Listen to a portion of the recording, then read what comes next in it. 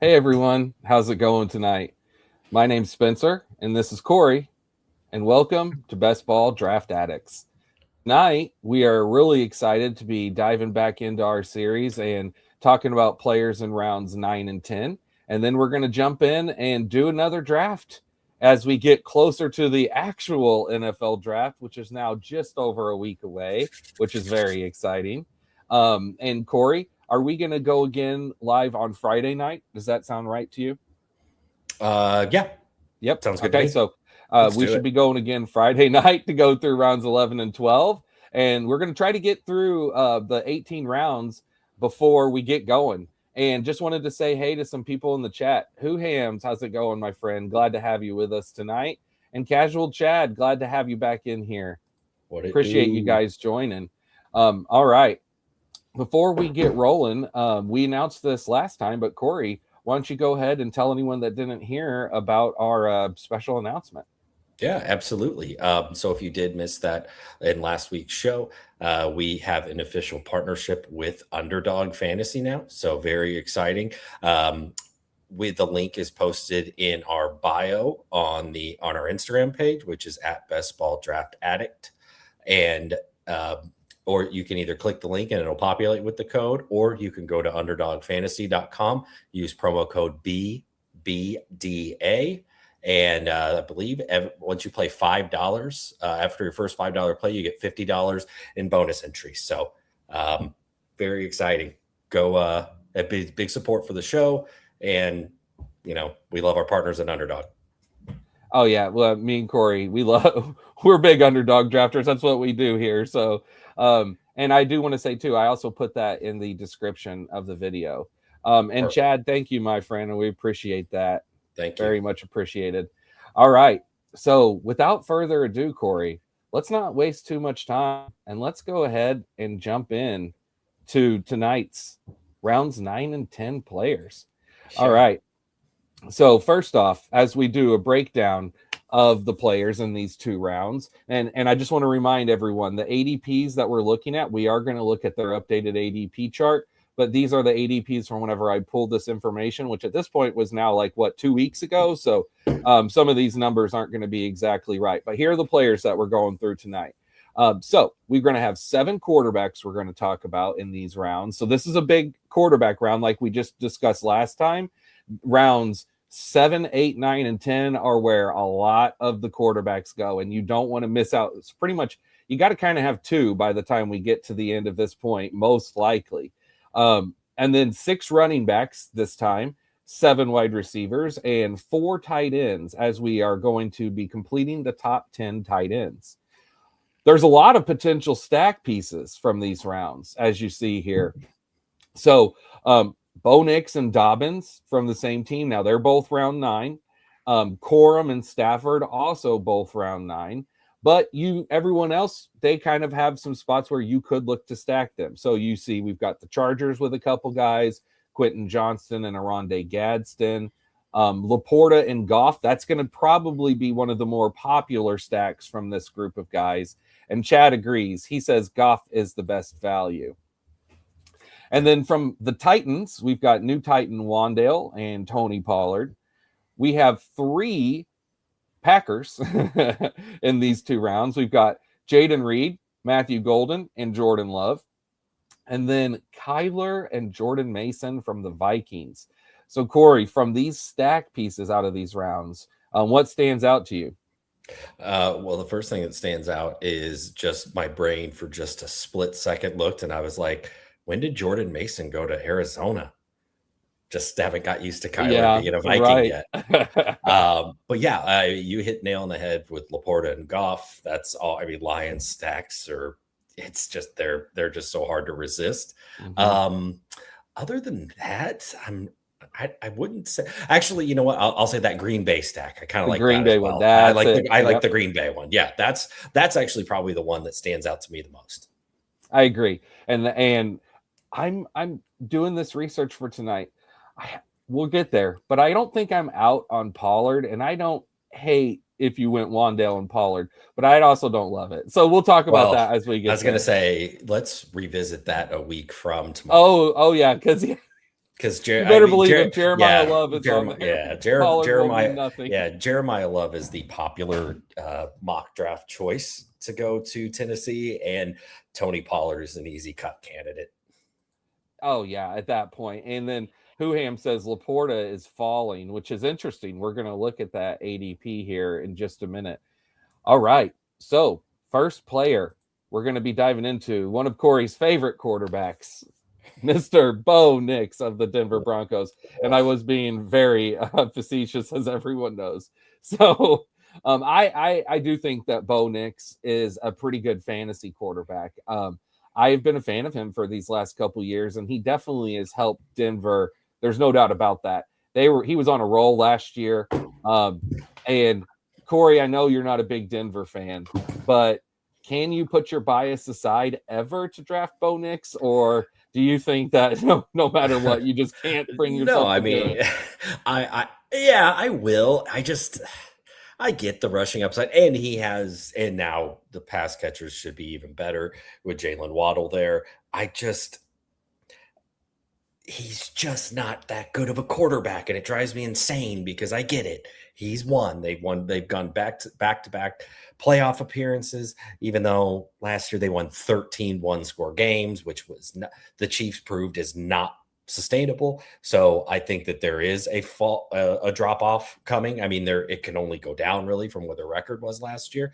But yeah, I just still like just watching him. Like, it just seems like he's just doo-doo for 3 quarters, and then he goes crazy in the 4th quarter, and then we forget that he just dug them out of the hole that he put them in. So, but from a fantasy perspective, I mean, there's rushing upside. He's got really nice weapons and a good offense. We'll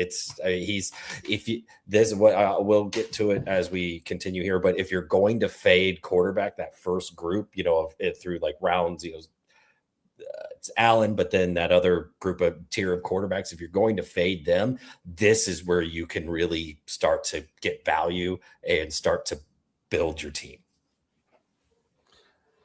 Yeah, absolutely. And I also am not really attracted to drafting Bo Nix, but I'm not against it. I especially kind of like Bo Nix as a second quarterback in a 2 QB build. That's something I did want to point out, where I think he really could stand out. And Casual Chad says, Sean Payton says he won't be calling plays. They've got a new offensive coordinator. That's going to be very interesting to see what happens. Davis Webb. Yeah, Davis Webb. He was the passing game coordinator, quarterbacks coach. Last year, he was kind of a trendy name for potential head coach spot, but they ended up, I think they fired their offensive coordinator immediately after the playoffs because they needed a scapegoat. And I think, if I remember correctly, that's what happened. Yeah, they promoted Davis Webb. All right, let's move on to the next one. This is a very interesting one, Mr. Kyle Pitts of the Atlanta Falcons. So everyone will forever remember Kyle Pitts' first game of the fantasy playoffs last year, where he absolutely went off for 3 touchdowns, 140 plus yards. It was incredible. And Kyle Pitts, that did drive the majority of his points for the season, but he did have a solid year. We were talking about this earlier. Pitts only had 2 other weeks where he had tight ends, and one of them was the week after his big game, or I said tight ends, where he had touchdowns. One of them was the week after his big game. The other one was like week 3 or 4. So he's not got a lot of touchdowns in him. However, does he have with Tua maybe his best quarterback situation of his career? I don't know. What do you think? I do. I mean, say what you want about Tua. He's a very polarizing player, but yeah, I mean, looking back at it, he had Matt Ryan in his rookie year, but that was kind of broke Matt Ryan. Matt Ryan was done, basically. He had 1 year at the Colts, and he's out of the league. So then he had Desmond Ridder, Wolf, and and Kirk Cousins, which again, old Kirk Cousins, and Penix. So, I mean, given all of those factors, Chad brings it up in the chat that it is Kevin Stefanski now, who's going to be, it's going to be his offense being installed. He doesn't have the best track record with quarterbacks either, but anyway, That said, yes, Tua is his best quarterback. We've seen Tua over the years support a lot of fantasy relevant players back-to-back years with Tyreek Hill. Jonnu Smith had his career year 2 years ago with Tua. Jalen Waddles had some great years, some really good years. Tua, we're not even that far removed from, I think, with 4 years ago, he led the NFL in passing. So I think it was 3 years ago. Mm-hmm. Yeah. So Pitts, I think, in my opinion, that he's fair. This is a fair price. This is right around where he should be valued. I was concerned that after finishing a tight end 2 on the year because of that nuclear game that he had, that he was going to get bumped up to like the top 5 rounds or something. Thankfully, and that might happen as we get more into the summer, with, when there's a few more, you're casual, if you will, and not like kind of the sharper people that are drafting now. But I think Kyle Pitts is appropriately priced right now. Yeah. And let me, I forgot to do this with Bo Nix. Let me show. So this is Kyle Pitts draft season. And as you see, of course it started high right after that big game. And that was back in January, whenever these first drafts started. And then it just basically went right back to where it is, which, like you said, I do agree. This is very fair value, that I think it is worth paying the price if you've waited for tight end here. If it was still just Penix and a nothing backup, I would probably fade him even more. But Tua makes me feel comfortable if I'm gonna. It like makes me feel better about Pitts. Yeah, believe it or not. And look at this Bo Nix spike whenever Jalen Waddle went there. That's very interesting. And it's continued to rise. So people have been more and more into drafting Bo Nix as we get further away from his injury. By the way, I forget, what was his injury? Was it it was right at the end. Ankle. It was like he had a fracture in his ankle. It was like that was it. It was a fracture. Yeah, it was the last play, I think, or like it was on that game-winning drive against Buffalo, and it was like the last play, meant nothing play. He got tackled at the line of scrimmage, didn't even look hurt. They kicked the field goal, and then Sean Payton comes out and says he's done for the year. That was wild. Yeah, yeah, definitely. All right, next guy up is Blake Corum of the Los Angeles Rams. So Kyron's handcuff, but does he offer more than just handcuff value? Yeah, I mean there is some standalone value, and I think he's like, for the last probably 2 or 3 years, Zach Charbonnet has always been considered that high end, like top tier handcuff RB2 kind of guy on his own team, and I think Blake Corum might have taken that place this year. It's still a little rich for me, a top 100 pick on a guy that historically Sean McVay has preferred a workhorse guy, but Kyron, as we mentioned in a previous stream, Kyron's had some fumbling issues over the years, and Blake Corum is a bit more. He's a nice change of pace from Kyron.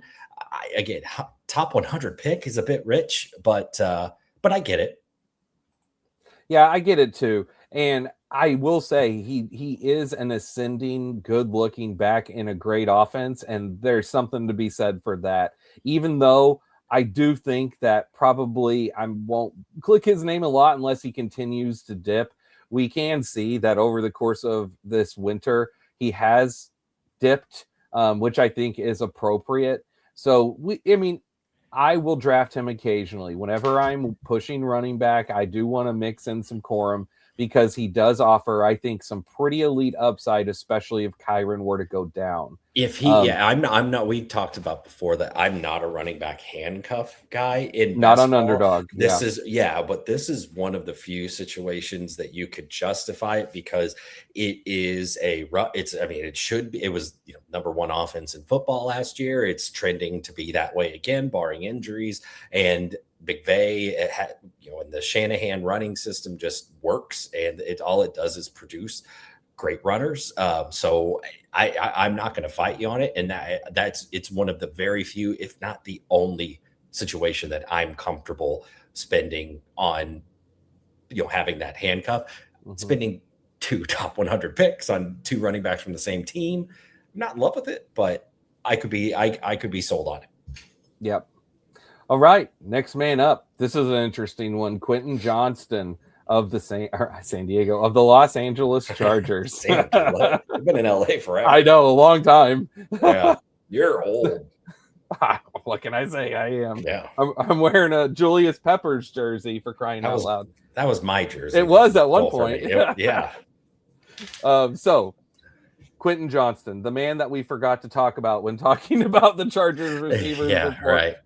He is polarizing someone who was a major disappointment. And then he looked pretty good 2 years ago. I had some intrigue to draft some shares of him last year. And then last year he was looking awesome to begin the year. He did finish overall with a solid season. Going into this is what, year 4 for him, Corey? Mm-hmm. Do you think that we've seen the best of Quentin Johnston, or is there still another level that he can ascend to? I have to say, I hate that there's a tweet that I saw earlier. Here it is. Okay, I'll read this in just a second. But yes, Quentin Johnston, I think we've probably seen the peak, or at least close to it. But there have been some rumblings that maybe he could be traded potentially because they have other options. They have other options there, and he's coming up to his rookie deal. I think he's got. Well, he was in the 23 draft, 3, 4, 25. So this is the 4th year of his, I'm assuming they're picking up hit the option. So he's got 2 years left there, but they could choose to sell high maybe. But real quick, I saw this today and I wanted to mention it. So since being drafted in 2023, these are Quentin Johnston has more receiving touchdowns than Justin Jefferson, George Pickens, Jalen Waddle, Garrett Wilson, Chris Olave, Jamison Williams, Zay Flowers, and Alec Pierce. Wow. Heck of a list. Yeah. So again, this is last year. I was actually fairly high on Quentin Johnston in the later rounds, like one of my last picks, and that turned out great. But this, yes, a top 100 pick. I don't know if I'm there, but yeah, I mean, he's based on just how bad his rookie year was with all the drops and everything. He still has drop problems, but he's honestly, he's done better. Kudos to him. He's improved. Yeah. And I do kind of agree with Chad though, and it's too pricey. Mm-hmm. And take a look at his draft season. Look how this steep decline. And I think that as a whole, drafters are kind of in agreement that you see now his ADP is 106.9. So even in the last 2 weeks since I've made this graphic, he's dropped almost 7 spots. I mean, of ADP. Chad just said about he's a spike week player. Who does that remind you of from the Chargers? Who was the spike week player every year? Mike Williams. Mike Williams. When they drafted him, they literally drafted him to be the new Mike Williams. And Ladd McConkey's the new Keenan Allen. So it just is what it is. I've said a million times the Mike McDaniel offense. So if Quentin Johnston is going to be one of those players that if I have a Chargers build, I think I'm okay taking him here. Otherwise, I'm probably not going to take him a ton outside of a Chargers build. Yeah, if he continues to drop as we move on into the regular draft season soon, I can see myself clicking his name. Spike week players are not a bad thing, though, in this format. Yep. You want to have them. Okay, now, Mr. Sam LaPorta, tight end of the Detroit Lions. Now, I am a big Sam LaPorta fan. However, last year, he was off to a good start and then had a really bad injury and missed the rest of the season. From what you know, is he supposed to be back healthy? And is he someone that you're going to want to look at this year? Yes. I drafted him in the last stream, and I honestly didn't really love that.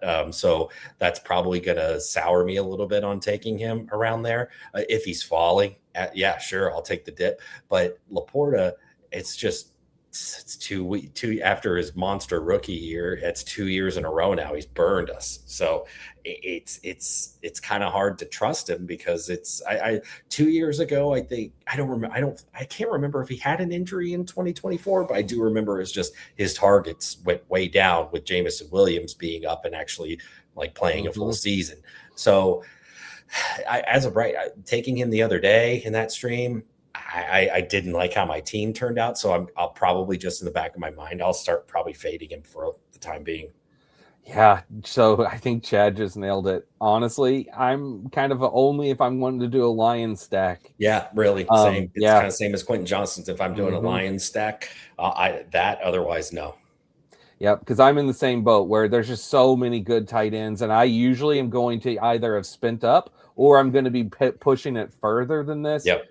Before I'm clicking those names. If you've waited this long, you might as well. I mean, you're already through the top 100 without a tight end. Push it and just throw it on a bunch of lottery tickets and hope that one or two hit.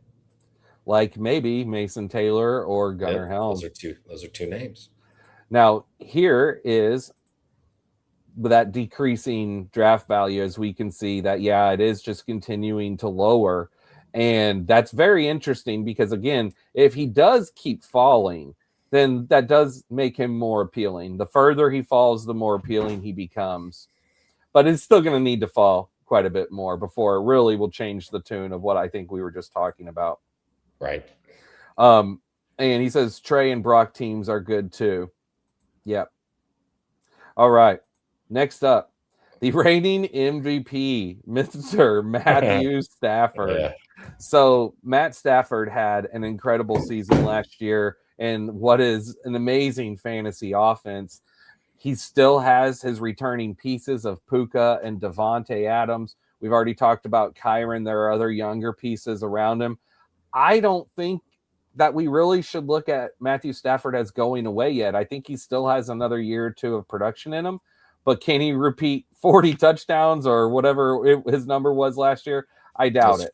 47, I think what it was. He was such a great pick last year going much later than this. Yes. It feels like a fine price, but with no rushing upside. Do you think that you're going to click him often, or is this more of a stack thing as well?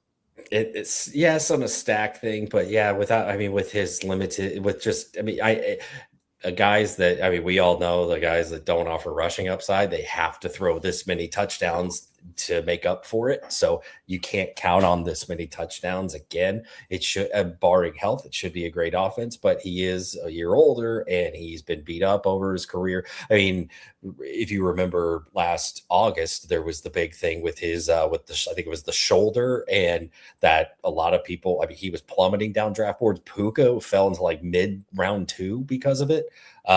So I don't know, the Rams, it makes me nervous that we are a 38-year-old Stafford with injury, he plays through injuries, but we are one bad hit potentially away from just Puka and Adams and company just being irrelevant at this point. So I don't know. It makes me a little nervous. Yeah, he's always made you nervous, though. I know we've talked about this over the last few years. You're never really attracted to Stafford, and I always feel like I liked him last year. I liked him last year with his price. I had a fair amount of Stafford. I had one of my team that almost hit the big, I came up 2 points short, was a Stafford Puka team. Oh, you gotta love the Stafford. My furthest team had Stafford and Puka on it too, and that's all right. And here's what his ADP has done. It's been pretty steady. Yeah. So this isn't that surprising. It's just sort of right on pace. Yep. And I think that's about right. Okay. Next guy up. One of my favorites, Wan'Dale Robinson. Maybe I'll just sit back and let this is a guy. The thing with Wan'Dale is I just have loved watching him since he's been up with the Giants. He's just this little possession guy who just always seems to get open.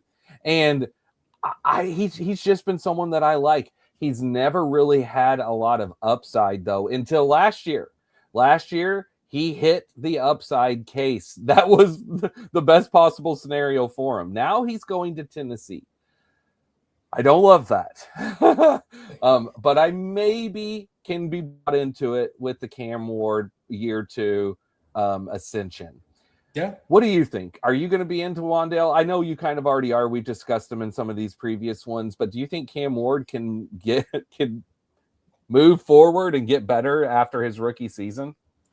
I mean, Cam Ward was considered a much better prospect than Jackson Dart. I'm not saying Dart was surrounded by elite talent or anything, but he was in a better situation. To be fair to Cam Ward, he was in a much better situation than Cam Ward was last year. Tennessee, that's the thing with taking Jeremiah Love. I wouldn't blame them because of the talent. But at the same time, they just have so many needs across the board that they are not a running back away from being serious contenders. But Wan'Dale, like for me, I like to a lot of time, like in this case, I'm following the money, and Brian Daboll is the new offensive coordinator there, and that's Wan'Dale has never known any other head coach outside of after Brian Daboll got fired last year, but that was his guy. They went, Daboll went out and got his guy. I know Calvin Ridley's still there, but way overpriced. And I don't know what the cut repercussions are. If they'll probably keep him around. They might as well. But I think Wan'Dale I really like this ADP for him. I hope it stays like that. Yeah, I mean, the thing is, I do too. I do feel that maybe it's a little overpriced, but I'm going to be clicking his name. And Chad says Jackson Dart had a few rookies and defunct wide receivers. Chad's a big Jackson Dart fan, and hey, there's nothing wrong with that. We're definitely fans of Jackson Dart too. I mean, to be fair, I at one point I guess he didn't really get a lot of neighbors, but Wan'Dale Robinson's a hell of a lot better than what Cam Ward was working with last year, like the corpse of Calvin Ridley and then a bunch of nothing. So, and the offensive line in Tennessee was putrid. I'm not saying the Giants is that much, but at least they have some good linemen. I don't know. Yeah, Dart far surpassed my expectations last year. Absolutely did. But I'm not ready to give up. I've been actually getting a lot of Cam Ward so far. Yeah, he's one of those guys that goes late enough that it's easy to take. Plus, there's some stack pieces that you can throw in there with them. Some of those other wide receivers that you said were really nothing burgers, but like Io Manor and Chimere DK, they go at the very end, and I think that they're interesting fine. Dart throws at the end. Here's the big spike up once he went to the Titans, which is very interesting. It was this price down here where it was before. Boy, I wish it was still there. If we were at this 111 to 110 to 111 price, I'd feel even that much better about Wan'Dale. Yeah, but him going to Tennessee, presumably, I mean, he will be. I mean, again, unless Calvin Ridley does something completely, turns a complete 180, Wan'Dale's got to be the top guy. Hopefully him and Cam mesh well. And again, Daboll, you have to imagine he's going to build the offense with Wan'Dale being the feature guy. Yep. Next up, Mr. J.K. Dobbins. So J.K. Dobbins, very good running back who just never, ever can stay healthy. Damn, it's a shame. This is the curse of J.K. Dobbins. So when you draft J.K. Dobbins, hey, we're going to get some good productive weeks. The question is, how long before he's out? And if he's out, is he going to be able to come back, or is he going to be out for the rest of the year? Most of the time, his injuries have been rest of the year injuries, including last year, where he was moving right along really nice and kind of made RJ Harvey a nothing for the first, 2 to 3 months of the season. Then Dobbins, gone. But they signed him, like we talked about. They paid him. They signed to bring him back. They like him.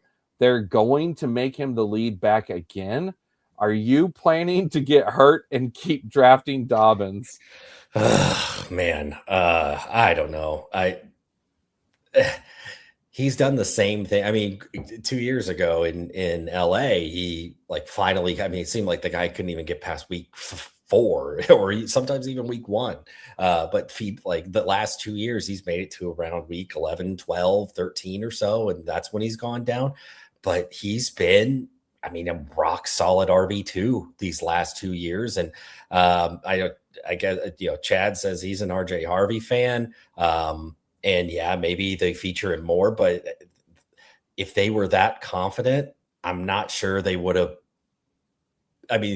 From what I heard, that they were pretty heavy in on ETN, and he ended up just choosing New Orleans. And then they brought back J.K. Dobbins it's a 2-year deal, but really it's more of a 1-year deal.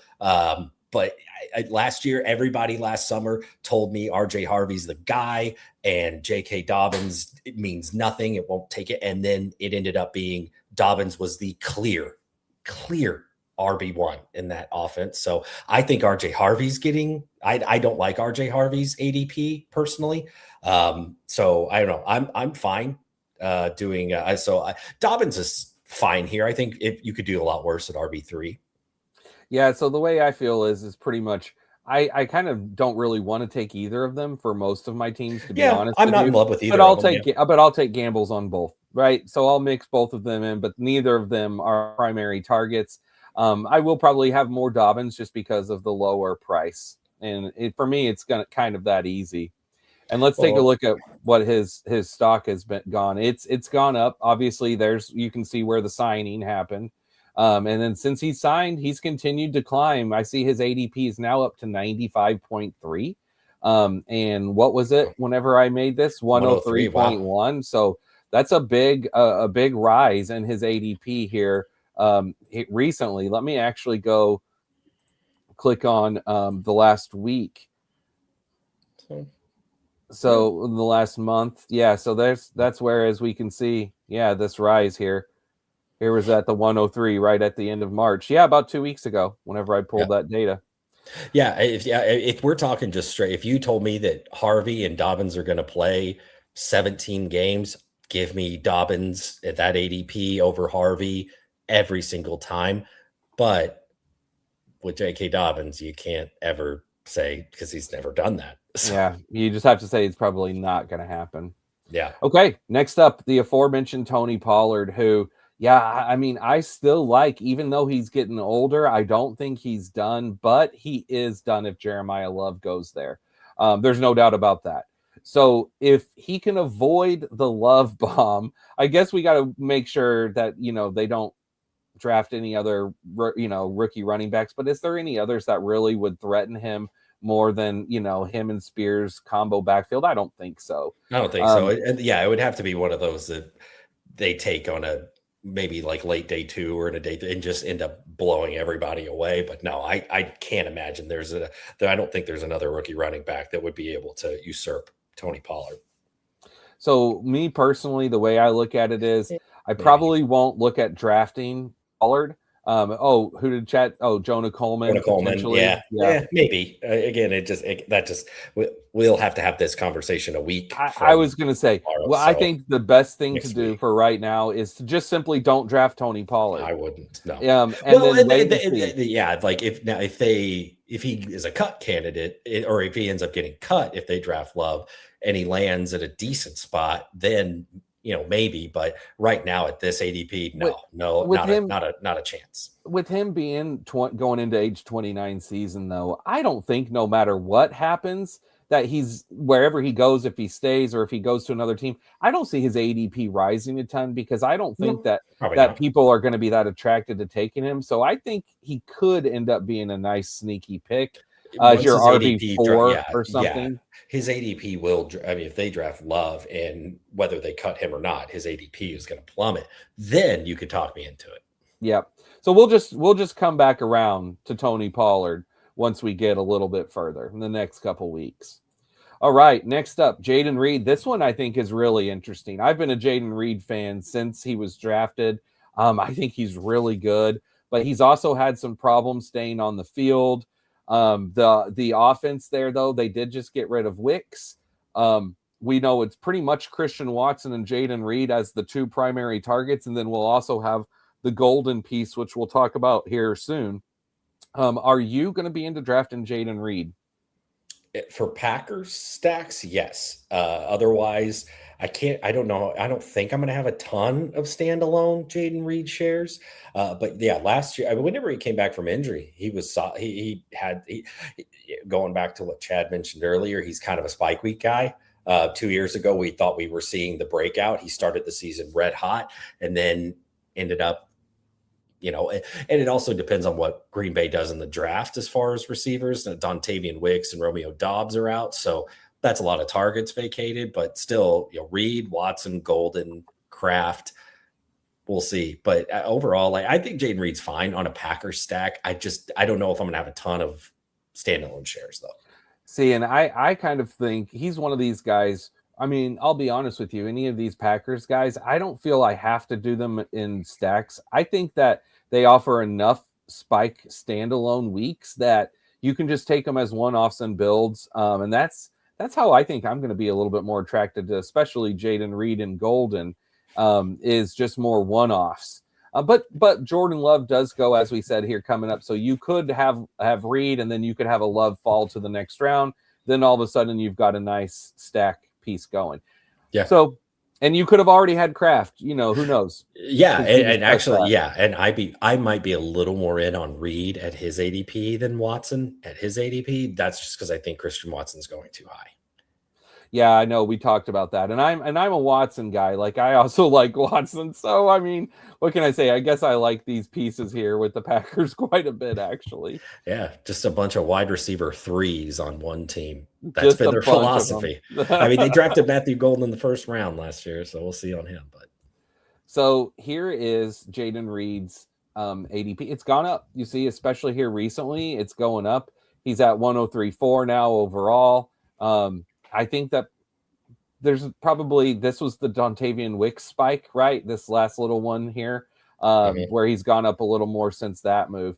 And the previous spike was, I'm sure, the Romeo Doubs spike once that move happened, as you mentioned. Right. All right. Now, Mr. Jared Goff, one of the more attractive quarterbacks for me to take, like Chad pointed out earlier. Great stacking quarterback, really dependable. Oh, what happened? Sorry. That's all right. Y'all good? That's all right. You clicked on the video by accident. Yep. Sorry. That's okay. So I will tell you this with Jared Goff, as much as I do like taking him, and I have traditionally been a Goff drafter, I was a little disappointed last year. I'd say that probably most Lions fans were, but I was a little disappointed in once Ben Johnson was gone in the kind of underwhelming, explosive weeks for Goff. I would have to go back and really review his last couple of seasons numbers, but I don't feel like he hit the same ceiling level last year that he had in him the couple of years prior. But I still love his pieces. Of course, huge fan of Amon-Ra and of Jamison Williams. We already talked about LaPorta and of course the number 1 or 2 player in fantasy with Jahmyr Gibbs. So he has the weapons. This is interesting. Chad says Lions schedule could be really easy. Yeah, we looked that up on the stream a couple weeks ago, and they have, I think it was like the 4th or 5th easiest schedule next year. So this is something that I will say I will always take Goff. It's just this year I'm not as quick to click his name as I have been in the previous years. Yeah. And we did see a dip after Ben Johnson, and then really when Dan Campbell took the play calling over is when the Lions offense really turned it around. Goff had some huge games. He also just had some absolute stinkers that I think it was it Thanksgiving? No, not the Thanksgiving game. It was Christmas Day game. Yeah, the championship week. It was championship week where he just it was terrible. It was like 4 or 5 turnovers. Yeah. It was horrible. But yeah, I mean, Goff, you have it there. High floor QB2. He's a rock solid high end QB2 that's gonna give you QB1 weeks. He's a set it forget it rock solid kind of guy. He's like what Kirk Cousins was for all those years. He's that guy now. And if you're gonna push, if you want to have a high end QB2, if you've gone early quarterback, or if you and have a 2 QB build, Goff is a perfect candidate for that. If you push quarterback a little and he's your QB1, I'm not in love with it, but but you could do a lot worse. I think that's a great point. He works really good as a QB2. You see his draft value has stayed really steady, which again is not surprising to me whatsoever. Right. Okay. Next up, Kyler Murray. So weird. That's so weird. This is a divisive one for me because I just flat out don't like Kyler Murray. I've not liked him, but I have got his fantasy appeal, especially from the rushing upside that he gives. But last year was pretty much exactly why I don't like him. Just not that good, and then hurt, and I just don't know. I just don't know that he really cares. maybe he does, and I'm wrong. I know you've talked about like this is a good spot. He's moved on. You know what? He's gone from Arizona. He's got a chance to reset. He's got amazing weapons. I probably need to bring myself around to look at him more as we go into this drafting season. Is he someone that you're going to want to click on? What about the stackability versus non? What do you think of Kyler? I'm going to get sucked into Kyler this year. I know I am because, as you remember last year, I was big on JJ McCarthy, and it's not from a talent perspective, and it's not because I just loved him as a player. I just believed in Kevin O'Connell enough that I agree, but last year he was not. JJ McCarthy proves to be the exception to that rule. So I was burned so bad on JJ McCarthy last year, but obviously he's out of the picture. There's no way he's beating Kyler in camp. Kyler, we've seen over the years these reclamation projects with Baker and Sam Darnold, guys like that are getting a second chance. Even to an extent, Jared Goff kind of had a similar-ish career arc. So I would.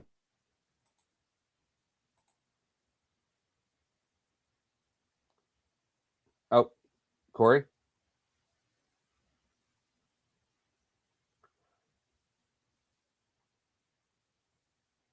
I think Corey is muted. I think you're muted.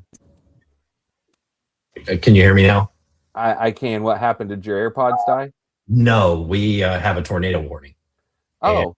And, notification just came through. Oh, I was wondering what happened. You were talking, and then all of a sudden it went away. You're sounding a little weird from what you just were. But okay, well, yeah, I just got to keep an eye on that, I guess. Yeah, definitely. If there's a tornado coming through, probably need to head get family down to the basement. So if you see me just jump off, that's because there's a tornado. Yeah, and the sirens are going too. Oh, isn't that just lovely? Good stuff. All right. Thank you, Midwest. All right.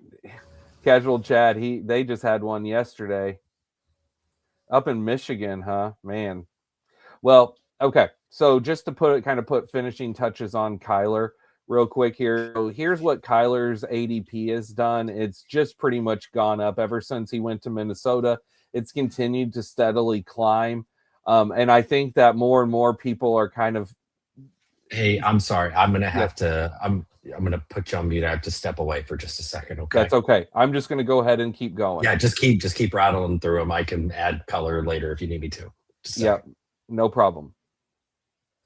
All right. So while Corey is taking care of that, so we're going to go ahead and move on here to the next one. Drafting while tornadoes got to be degenerate. That's right. Yes, definitely be safe, Corey. I'm going to let him take care of what he's needing to do. All right. So as we move on here, next up is Jadarian Price, rookie running back from Notre Dame, which he was the backup. So again, I've talked about this. I don't follow college football, and I typically don't look into rookies whatsoever until the NFL draft. Once I know their landing spot, that's whenever I dive in. That's whenever I learn about them and then get ready for the normal drafting season. But with Jadarian Price, I do know that he's probably one of the most attractive, maybe still going to go in round 1 or 2 running backs. Do you think, Corey, you're back here? Is he going to be a round 1 or 2 guy? Jadarian Price? Jadarian Price, I think he's definitely a day 2. He's not a day 1 talent. But yeah, I mean, like most mocks that I've seen have him, especially with how thin the draft is at running back, you might see him go like maybe potentially back at end of round 2 or maybe into round 3. But yeah, I mean, he's generally regarded as probably like as far as prospects go, is probably RB2, RB3 in the class, something like that. But he's definitely a day 2 pick. Yeah, I've been listening, here just in the last week, I've been listening to some NFL draft stuff, and pretty much just as a consensus, no one likes the running back class after Jeremiah Love. Yeah. But I do hear people saying good things about Price. It's one of those less is more type of things where like he's not got to really show what he can do because he's been behind Jeremiah Love. So there's kind of this unknown to him. that Yeah. kind of helps. The unknown factor is a very interesting thing where if you've seen someone and you kind of form an opinion versus if you've just seen little bits of them and then you're like, oh man, what sort of upside or ceiling do they actually have? Chat about the degenerate. Yeah, you're right. Tornadoes don't scare me. Oh yeah. This is commitment. But the number ones are beasts. Yeah, for sure. Okay, Yeah, now. This ADP, I'm out right now because we don't know where he's going to land, and there's no like wherever Jeremiah Love goes, and obviously his ADP reflects that he's the unquestioned RB1. Jadarian Price, for all we know, could end up being someone just Zach Charbonnet kind of situation or something like that, where he's drafted to be in a tandem or just be the straight up RB2. NFL coaches, there are very few workhorse running backs in the league anymore. So yeah, I mean, I at this ADP, I'm out right now until I see a week from now. I don't see this being one like you're going to get a steal here, unless I guess maybe like Seattle or something, but I don't know. Yeah, we'll see. Okay, next up, it's one of your guys here, Xavier Worthy. Now, I know you really like drafting him still. We've already discussed this in some of our previous streams. I have been so let down with Worthy these first couple years of his career that it's hard for me to want to dive back in. But my gosh, the dude is just going to be going into age 23 season, and he's fast as lightning. So do you think that we have a chance? I just got to say this real quick. What sticks out in my mind was, what was it, his first game where he did that crossing and like ran into Kelsey and then got hurt and was out? Wasn't that? It was the third play of the game.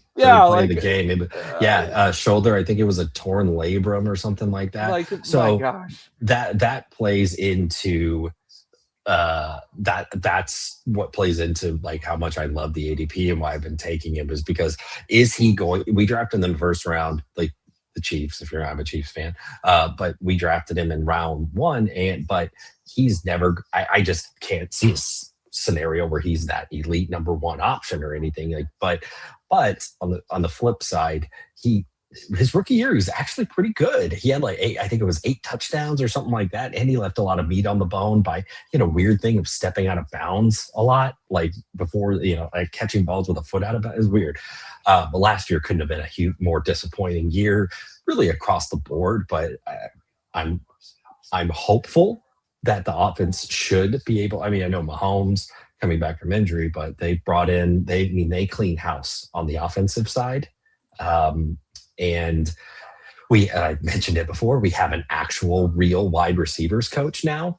And we'll see, but there's a lot of smoke with the Chiefs using one of their first round picks on a receiver. So we'll see how that goes.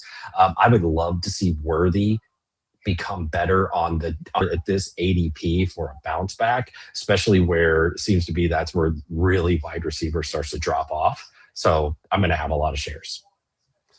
And here's what his draft season. It's gone down. Well, now we got Justin Fields. So it's continued to gone down. Oh, Gardner Minshew is gone, so Patrick is safe from that curse. Yeah. But you see here, it's continued to dip. You notice how it's at 113, whereas a couple weeks ago it was 109. So he's gone down. Probably the Rashee Rice. Yeah, probably the Rashee Rice news. Yeah, the Rice not suspended. Chad mentioned this a second ago, Corey.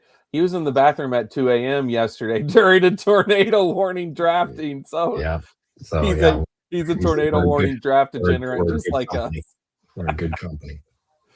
All right, next up, Jordan Love, who we've already kind of talked about because of his pieces. So Jordan Love is someone who I have found so interesting in his career so far, sitting as a backup to taking over. I'm a fan. I'm a fan of his. I think we still do have a upside that he's not reached yet. I do think that the best fantasy season that Jordan Love probably is going to have could still be in front of him as opposed to behind him. Again, I'm a fan of a lot of these pieces. So I'm going to be into drafting Love, but I would prefer on my best ball team that he is a QB2 and as opposed to a QB1. I just would feel better about that. If I saw him as my one, I would think, how I would feel a little weak about that. Yeah. So I kind of like agree. Goff, right? It's like Goff. Yeah. It's the same thing where it's like both of them are pieces that I would really like. I would rather have a more established upside rusher type of QB already, though. Yeah. Yeah. I love QB2, easy. I like definitely a QB2, but if again, health has been an issue for him, but in his pass catchers doesn't really have an elite option, but he does have options at least, and it's usually been a fairly efficient offense. So yeah, I like Jordan Love. I've been a Jordan Love guy for a few years now, and I think that he's right there. I think he's appropriately priced right now for you to be your QB2. Mm-hmm. And Casual Chad says, I like Jacobs too much to stack with Love. I think that's an interesting point, is that I don't believe that Josh Jacobs is someone that you need to worry about stacking at all. I think I view Jacobs as kind of a one-off piece where if I have Jacobs, it makes no effect whatsoever on if I want Love or not. And I will have a lot more Jacobs than I will have of Love. I'm sure of that. Yeah. And then let's take a look at Love's draft season. So let's see what it's done. It stayed very steady. So he's pretty much a steady Eddie. Drafters, there's not been much change or spike to his draft season. Okay, next up. This one is very interesting. A guy who shot up the ADP in draft boards last year after his 2024 season, Baker Mayfield. Now he's back down to, I think, a good value. This is another one where I think that maybe Baker is a standalone better play than both Love and Goff. What about you? I agree. Baker last year was probably overpriced, but I mean, when you throw 40 touchdowns, it's hard to not overprice him. But even with Mike Evans, I know Mike Evans being gone, that you can't say he's in a better position than he was, but he still has a lot of really good pieces intact. Especially, when you factor in Kenny Gainwell, obviously. Who we're about to talk about. Yeah, but Kenny Gainwell, but Gainwell and Bucky's still, in addition to, and then Kate Otton's still there, but then you're ascending Agbuka, Chris Godwin, rock solid, barring health, and then Jalen McMillan is a solid option too. Like, I love Baker for a bounce back. The first, I think he was the first month or month and a half, something like that, he was the MVP front runner.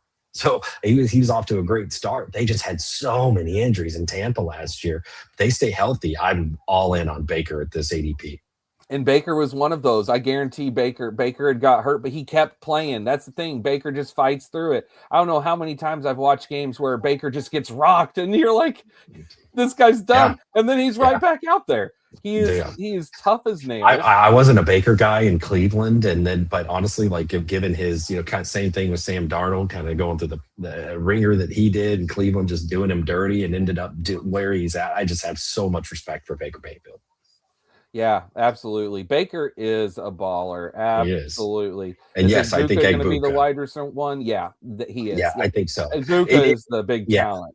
It has to be. It could potentially Godwin if he plays a full season. I wouldn't be shocked if Godwin maybe out targets him a little, but overall, Agbuka, he should be the guy.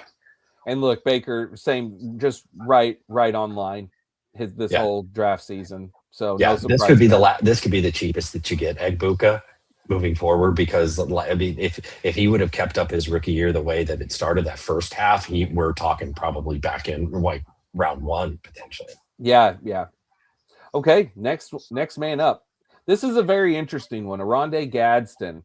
So he kind of came out of nowhere. He was a rookie last year. Man, rookie tight ends. What has happened? We used to live in this world where tight ends did nothing. And if they were a rookie, you just didn't draft them because you knew it was going to take a couple years. Now we're just popping good rookie tight ends year after year. Yeah, it used to be a like 2 to 3 year minimum before tight ends were anywhere near relevancy.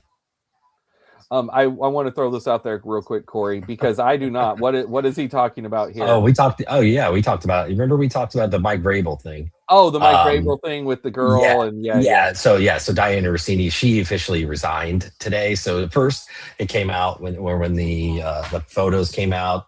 She worked for the Athletic, which is owned by the New York Times, and that they initially backed her, and then they kind of softened their position on that, and then launched an investigation. So today she resigned, and her letter essentially said, I'm not going to give this story any more oxygen than it already has gotten. My contract's up in a few months anyway. I resigned, which to me is basically like, yeah, you don't really have a strong case, and I'm going to quit before I'm fired. And hopefully maybe this goes away and I can get a job in the future. But the whole, and I could talk for a whole podcast. Yeah, let's move on. But anyway, it's fascinating. But Gadsden, yeah, I mean, uber athlete, was I think a 4th round pick. He was a day 3 pick. Yeah, and 4th or 5th round. He had that monster stretch where he was great, and then tailed off at the end. It's just because there's a lot of mouths to feed. But I think this ADP is a little rich. But you're essentially taking him and banking on upside. I personally don't see myself clicking this name very often unless I have Herbert and I am wanting to get some Chargers pieces along with him, because I'm just more attracted to the other tight ends that go later, which we'll talk about in the next show, of like more veteran guys, Andrews, Goddard, etc. I think we're in the clear on tornadoes. So. Oh, right. Nice.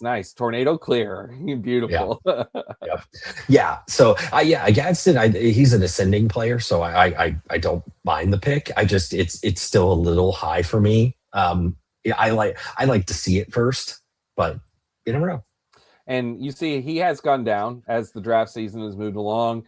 His ADP is settled to a much more palatable price than what it was early. Holy cow. Yeah. Whenever it was spiking here in the early 100s, that's just definitely too rich for me. But where it's at now at 114 isn't bad. I just and Chad says he can see him being a top 7 tight end. I could too, because I agree. It's just for the draft capital, I'm probably going to be taking one of these other names and then just taking the later. It's not that hard to be tight end 7. It's really not that hard. So that's my pushback on the ADP is, I mean, like being a top, anything after 5, like it's like it takes like 2 really good, we just saw Kyle Pitts had 1 monster week and ended up tight end 2. So it for me, like. I see the upside, but I'm not willing to pay that price for it. Now to a man we are willing to pay the price for. A guy who really has been around for years and just exploded last year once he left the Eagles and got playing time with the Steelers. Now he's moved on to Tampa. And he's now with Baker, attached with Baker, who we just talked about liking, and a good offense with good pieces and a high-scoring offense. And he's got the catching back role. Rachaad White is gone. He's now the new Rachaad White. Is he better than Rachaad White? Yes, I think so. I really do. Last year he was so good in Pittsburgh, and I think him and Bucky, I think that's going to be a great tandem. And if you told me that Kenny Gainwell ends up being the RB1 over Bucky eventually, that doesn't shock me at all. I just think that it's hard to say with a guy who just sat around in Philly and didn't do much other than just occasionally spike a thing here or there, but well, just after 1 year, I believe in him. But to be honest with you, think about Jalen Hurts. He is not a drop-off passer. That's not what he does. That's not in his game. And that's where Kenny Gainwell excels. Rodgers was able to do that with him last year, and Baker can do that. Baker can drop off and dump off to the running backs, and I think this is just an ideal spot. I'm not a huge on Bucky. I like Bucky. But I still don't see how Bucky works out. Yeah, he was a fun player in his rookie year. He's undersized. He was never going to be a true 3-down back with that size. Yeah, and I mean that's the thing. Well, and here's the thing with Gainwell. He's not either. Like this is a third down pass catching specialist who can still hit some nice runs. But I'm going to be all about drafting him this year as long as his price stays right around this spot. Let's take a look and see what his winter draft value has how it's moved. So it's gone. It went up once he went to Tampa, and then it solidified, and it stayed right here about the same spot, 115. I feel great clicking him so far through my 20-ish drafts that I've done in this early draft season the last few weeks. I believe Kenneth Gainwell is my highest owned player. I could see that continuing. Wow. Yeah, I'm all in. Is the Tampa Bay line good? To be honest with you, I don't know, but I don't particularly last year care Tristan Wirfs is an all-world left tackle. He started the season hurt last year, and I'm not going to pretend that I know that much about their offensive line right now. It's April, so I haven't gotten to. But Tristan Wirfs was hurt a lot last year, from what I remember. So as long as he's back, I mean, that's the most important of the part of the offensive line. Yeah, we're in. Yeah, Chad, he's sold. we're a Gainwell channel here. We are going to be a Kenneth Gainwell channel. All right, Cokehead, stand up. All right, Jalen Coker. So this was a guy who just hot name at the end of last summer. Hot right now. So Coker, so hot right now. Hot right now. A lot of people were gassing him up. A lot of podcasts that I listened to at the end of last drafting season. He started off hurt. I do remember that. Like he got hurt at the start of the year. He finished, in my memory, I'd have to look up. I need to look at his game log. I don't remember what his biggest week was, but I think I remember him just being sort of fine. Okay. It's Bryce Young that we're talking about that's throwing to him, not a super explosive passing game. Yeah. So I do think though that he does have a chance. You see, I've got him as an emerging wide receiver, and I think that's the best way to talk about it. It's about the potential of what he could be if Bryce continues to get better, and he has a bigger target share on this team moving forward. Just a guy who could be theoretically the clear-cut number 2 behind Tet. And Tet is going to get all of the main defensive backs are going to be, like the main corner, the main matchup will be against Tet. So that should leave Coker more open. That's the hope. Yeah. He didn't really finish strong, at least in the regular season. Just looking at his game log right now. I was going to say, I don't remember him doing a ton. I don't remember what he did in the playoff game, though. So that part I don't remember. I'd have to look at that. But yeah, I'm not there on. I know there's some talent, but I don't know. It's a kind of a crowd. Crowded's a strong word, but I mean, Tet McMillan is obviously the alpha number 1. Xavier Legette, former first-round pick, still around. So I don't know. I'm not in love with Coker. I don't see myself clicking his name very often unless we get a really pretty significant dip. Look who's here. I don't get the fascination with Young. Chad says, oh our boy Duggar, what's up, buddy? I will go one bit higher in all of the leagues on Kenny G. I'm a spite. Of course you will. Yeah. Dude, good luck. I'd like to return these pants. Why? Because spite. Just spite. All right. Let's take a look at on the Bryce Young slander. Let's take a look here. Spencer's guy. Here's the thing.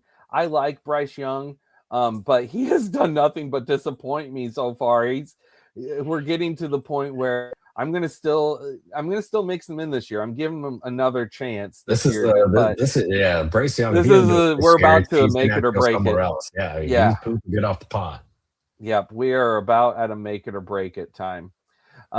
And you see Coker, look at this dip in his ADP, and this needs to continue happening for me to look at drafting him. I can just say pretty much.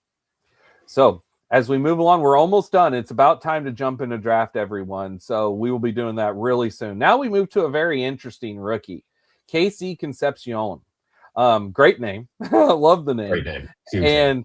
And Duggar, I guarantee Duggar loves the name too. Go ahead and tell us what you think this name grade is, Duggar.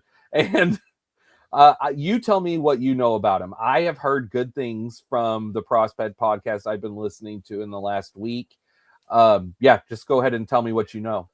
Yeah, he's a special teams guy, but also but also good receiver. Actually, he was great against man.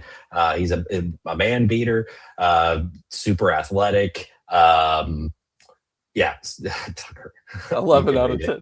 Yeah, but yeah, super athletic, twitchy, a little undersized. Honestly, like this is the kind of guy that the Chiefs love personally, and his name's already KC. But yeah, the comp that I recently saw was Rashid Shaheed, and I could see that. I think he's probably he is a better route runner than Rashid Shaheed, but as far as body type, speed, skill set, whatnot, yeah, I think in the right spot. He's a late round 1, early round 2 pick, and if he goes to the right spot, this could end up being a steal ADP wise. Duggar, man beater team name. Duggar didn't respond to my team name text the other day, so I'm not happy with him because that was a good one. You are spiteful towards him right now. Yeah, I am. All right, well, let's take a look and see what old Casey's draft stock has done over the course of this winter. The answer is it has steadily rose. I'm sure that he's probably gotten hyped up on some things but we're getting closer. We're getting closer to the draft season too. And I think some of these rookies people are starting to into more and more. FK Cooler, it's nice to have you in here with us. Definitely some red flags in the player profile, but like the upside and potential, think he has to be wide receiver 4 in this class.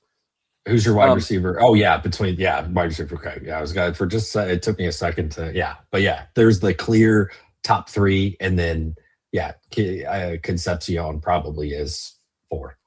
I'm going to really form a lot of my opinions after the draft on these guys, and I'm just sort of defaulting to what other people tell me right now.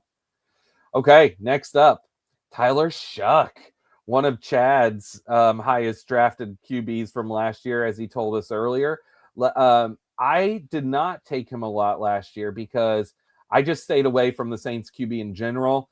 I mixed Shough in on some. I remember drafting him as my QB3 in some super flexes, 3 or 4, but really I was not in on him. All the talk last year was, this is the oldest quarterback prospect we've ever had. He's 26 as a rookie. But I was very impressed once he got the job and took over for, oh my gosh, what was that guy's name? Why am I blanking on the Saints? The other Saints guy? I didn't want to say Desmond Ritter because me too. That's why. Spencer Rattler. Rattler, yeah. It's literally because I was about to say Desmond Ritter. I'm like, that's not it. Yeah. Rattler, there it is. Rattler. Yep, bad. Spencer Rattler. UDFA 2, I filled the little board. Yeah, we'll do UDFA 2 here in a little bit, buddy. Yes, we will. So are you going to be looking at taking some Shough this year? Yeah, I'm hands up. I was wrong. He was an old, like he's 20 going into his age 27 season. Anytime like a guy, especially that old, that hasn't happened in a long time, but when a guy's drafted, I'm having like flashbacks of Brandon Whedon, being drafted in round 1 when he was like 30. But yeah, Shough honestly blew me away. I was he at minimum earned himself the guaranteed QB1 spot and for this year. And if New Orleans maybe goes and gets him another weapon at 8, or if they trade up or something, then I'm in on Tyler Shough. He kind of looks like Drew Brees, doesn't he? Number 6 instead of number 9, just flip it around. I mean, ooh, baby. I don't know. I'm going to draft him too. Already, I have in these early drafts that I've been doing. Whenever I'm waiting till this point for my QB2, and it's basically Shough or Malik Willis, Yeah. I'm drafting Shough, and I am too, over Blake Willis. But yes, like that, Yeah. I like the thought process of the QB2 there. Yep. And then Chad says Saints are going to make the playoffs this year. Mark his word. Yeah, could He be. had a 50% win percentage when he started. Hey, we're in on him. Let's just see what happens. That division, it's definitely up for the taking. I mean, I would bet on Tampa, it but literally that is division every is year. always. It's going to be literally every year. There was a whole thing for like a decade or 2 decades where it was a different team every year. That's every year. Yeah, and Carolina did it this year. All right, Dalton Kincaid. Next up, we are a couple more players, guys, and then we're going to get to the draft. So with Dalton Kincaid, he's someone who came out gangbusters, right? Whenever he came out as a rookie, just exploded on the scene. He's kind of disappointed the last couple of years. I still like him. I'm still a fan of drafting him. I would probably take – same with Gadsden, though. It's like I don't know that I would really take either of them here. I'm probably looking at some of these other names, and then I'll take either my tight end before or after. But I'm going to mix some in, I'm sure. He's probably more of a Josh Allen-driven build for me. Yeah, and he's not a blocker, so he's not on the field as much as like the tight ends that are also used in inline blocking. So he's strictly in passing sets. So yes, like I guess that's to Chad's point, is as far as the snap count isn't going to be up there, and he's had problems staying on the field. He missed a lot of time this past year with a PCL injury that he suffered 2 years ago. Reports are he doesn't need surgery, so the recovery should be fine. But yeah, I'm out. I was in for years, and last year I did have a fair amount of Kincaid because I loved the ADP. But at this, I don't get it. I don't see it. I'd rather there's just a handful of players I'm okay being wrong on, and this is one of them. He was like Isaiah Likely on the Ravens.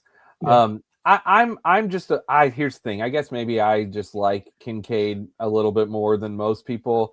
But again, I'm not that attracted to him with this price. I wish he was lower. If he was even a little bit lower, then I would be more likely to click his name.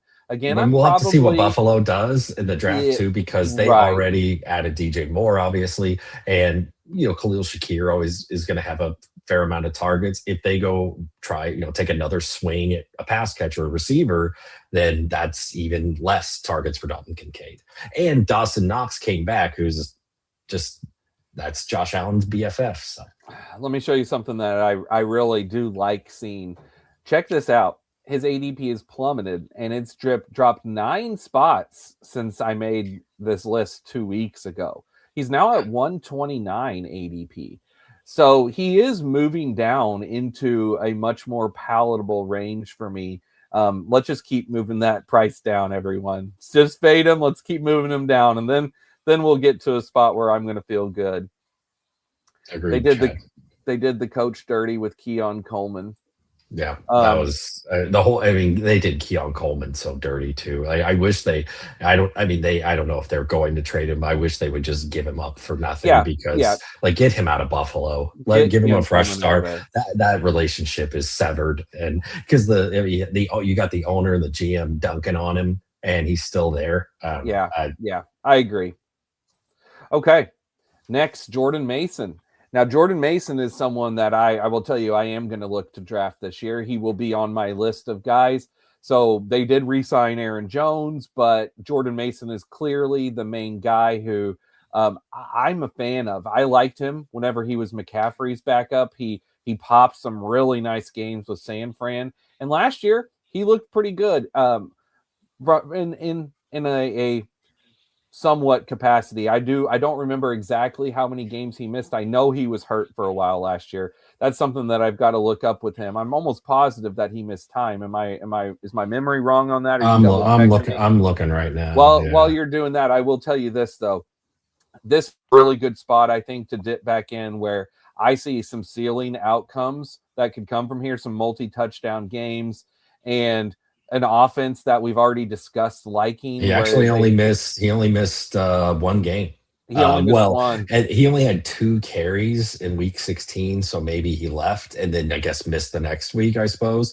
And that was in the fantasy playoffs, so that's probably what's sticking with you. Sticking in But my head, otherwise, no, he only missed that one game.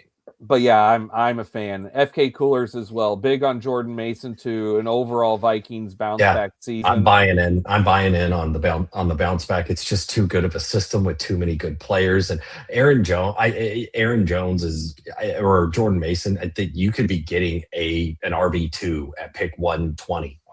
Like he could easily push for that. So I love Jordan Mason at this ADP. Yep. And Chad, I will. Yeah, we'll do that here in a second. We'll go check out Theo's ADP, Theo Johnson. And I'm assuming that's who you mean, right? I don't know another Theo. And then FK Cooler said Vikings just had a full systematic failure this last year where nothing went right. That could not be more the case, but that's nailing it right on the head. Nothing could go right. I mean, even Justin freaking Jefferson was not that great. And I mean, as a Chiefs fan, it was the same thing. And that's why I'm banking on a bounce back, because it was just one of those years where literally nothing went right. And you see Mason's ADP rose and then has stayed steady. I think that this is a great price. So I think we're all in agreement that this is going to be a good spot. Okay. Yep. Next up, Matthew Golden. This is our last player to look at for the night. So Matthew Golden had 0 touchdowns in his entire rookie season and then comes out in the playoffs and gets a touchdown right away in the first game. I was watching that. I'll never forget it. Like, oh, of course, now he's good. For some reason, I'm thinking he had, some reason in my brain that he had a touchdown called back in the regular season too. Oh, he probably did. Horrible rookie season. Just a horrible rookie season. I mean, one of the worst. I mean, he pretty much did nothing. I mean, again, I'm going to be going through one thing that I will be doing, just so everyone knows, just kind of my thing. I go through and I break down week by week what everyone did the last several seasons. And so I already have previous year's info, and then I'm going to update this last year's. I haven't done that yet because I've been working on these graphics for our early videos here, but I'll be doing that.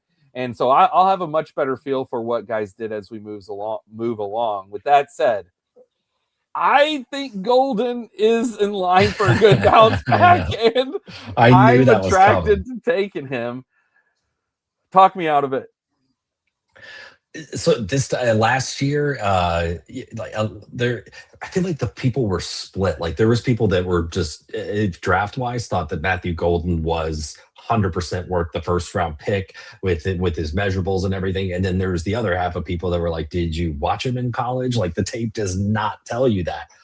So I guess like, and then once like we got around to August, Matthew Golden was going like 6th, 7th round, and you got guys like Mike Clay that were just gassing him up any chance that he got. So at this ADP, I'm not going to talk you out of it because I'm 100% okay in this format. Redraft, I am out. But for best ball, I'm in. Yeah, that's a great point. And that's what we're ultimately talking about here. Yeah. But it is a good point to distinguish that if you're setting your lineup, he's probably not a good pick. Good luck guessing the weeks that he's going to go. Yeah, like if you can guess the weeks, then... Yeah, Christian Watson's the only one for me that I want to just roll out there on the Packers from a wide receiving core on a week-to-week basis. But from a best ball perspective, I'm definitely going to be in. We've already talked about Dubs gone, Wicks gone. Yeah. So let's take a look at what Golden's draft season has gone like. And I'm assuming it's probably, we've seen some spikes. Let's go take a gander and see. Yeah, very spiky, including is this most recent one. This is the Wicks news, isn't it? April 10th. Yeah. That has to be the Wicks news, how we have this nice spike here from 122 to 118. So more people are in on him now since Wicks is gone. And I think that makes sense. But yeah, so I think that's pretty much where we can leave it there. Let's go check out Theo Johnson. All right, so Theo Johnson's ADP is 235, and his doggy, look at this. His ADP took a big drastic fall right here once Isaiah Likely went there. Big time Rightfully fall so. from from 175. I mean, I liked what I saw with Theo 235. Johnson, but yeah, I did mean, too. it's but new regime and that like it's the Harbaugh era, and he brought his guy with him, and they didn't like this is a regime that I guess the GM did draft Theo Johnson, so that's but like he wasn't a Harbaugh guy, so Yeah. And I was a fan. I was a fan of his. We won't even end up talking about Theo Johnson in our top 18 rounds, I don't think, because he's going to be later than that. So, but I was a fan of his last year. Okay. This party started. Without further ado, it's time. It's UDFA2 time, everyone. So if everyone who's watching that wants to draft along with us, go ahead and pull up Underdog. I'm getting it pulled up right now myself. Once I have things ready, we're going to do a countdown. And we are going to jump in. So we are going to do UDFA 2, 20 seconds per pick. Corey, do you have it pulled up and ready? I'm ready to go. All right, I do too. And the countdown in 3, 2, 1, enter. Let's see where we're at. 6 more, 4 more. 4 more. All right, beautiful. All right, let me get this pulled up. Good, because I did not want to do 2 drafts again. That was what? I was not ready for that. My brain was hurting. Yeah. Let me get this ready here. 2 more to start, by the way. 1 more to start. 1 more, everyone. So we are not far. We are about to kick this thing off.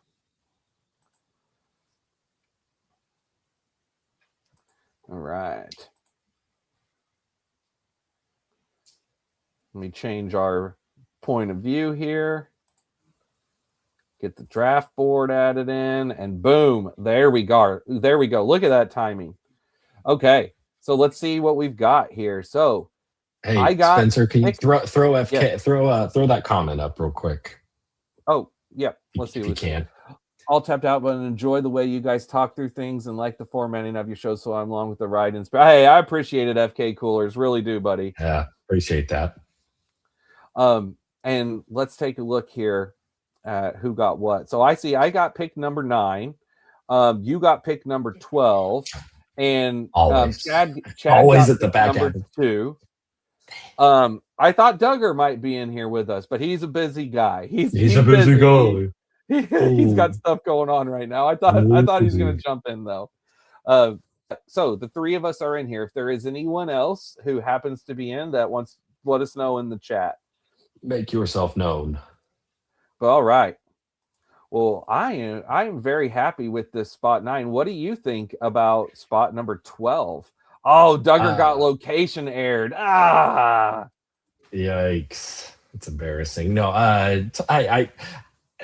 it's early, but I feel I don't remember how many we've done. Maybe 4, and 3 of them I've been in the with 10, 11, or 12. So would like to draft a little higher if possible, but yeah, there'll be maybe a few decisions I make tonight that are just deviating from what I've done so far, so I don't end up with the same teams because I've had similar builds and similar players that that I keep taking. You know, one thing that you just said, I do want to bring up and say, it's not that big of a deal right now. We're not focusing on it a ton, but we will as we move on. And this is a point that I bring up all the time. When you, in the past, especially to you, our other friends, whenever we're drafting, your shares and what you've already done don't matter whatsoever when you're entering into a new tournament. And this is a new tournament. You've not had an entry in the UDFA 2 yet. It just opened yesterday or 2 days ago. And I thought we did. You did UDFA 1. That was the UDFA 1. That one filled. This is the UDFA 2. So when you enter into that new tournament, like I said, really whatever you did previously doesn't really matter. Yeah, no, it's more for just a me thing. Like I like to mix it up, but yeah, I get it. Right now, a little bit of a slide there. You even passed on him.